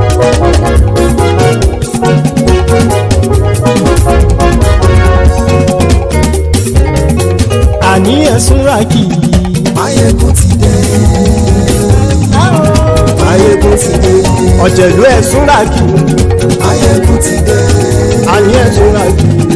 Maiyegun ti dé. Lórí Facebook. Maiyegun ti dé. Àní ẹ̀sùn ràkì. Maiyegun ti dé. Lórí YouTube. Maiyegun ti dé. Àní ẹ̀sùn ràkì. Maiyegun ti dé. Bọ́ba bá gbé wúrẹ́. Maiyegun máa wí. Àní ẹ̀sùn ràkì. Maiyegun ti dé. Ijó ìgbádìyẹ. Maiyegun máa wí. Àní ẹ̀sùn ràkì. Maiyegun ti dé. Presido bá rúfin o. Maiyegun máa wí. Àní ẹ̀sùn ràkì. Maiyegun ti dé. Kí gómìnà kówó jẹ. Maiyegun máa wí. Àní ẹ̀sùn ràkì. Maiyegun ti dé. Ọlọ́pàá ti ń darí bá. Maiyegun máa wí. Àní ẹ̀sùn ràkì. Maiyegun ti dé. Aṣòfin tí ń rúfin o. Maiyegun máa wí. Àní ẹ̀sùn ràkì. Maiyegun ti dé. Òkúra olóṣèlú. Maiyegun máa wí. Àní ẹ̀sùn ràkì. Maiyegun ti dé. Ọ̀jẹ̀lú ẹ̀sùn ràkì. Maiyegun ti dé. Àní ẹ̀sùn ràkì. Maiyegun ti dé.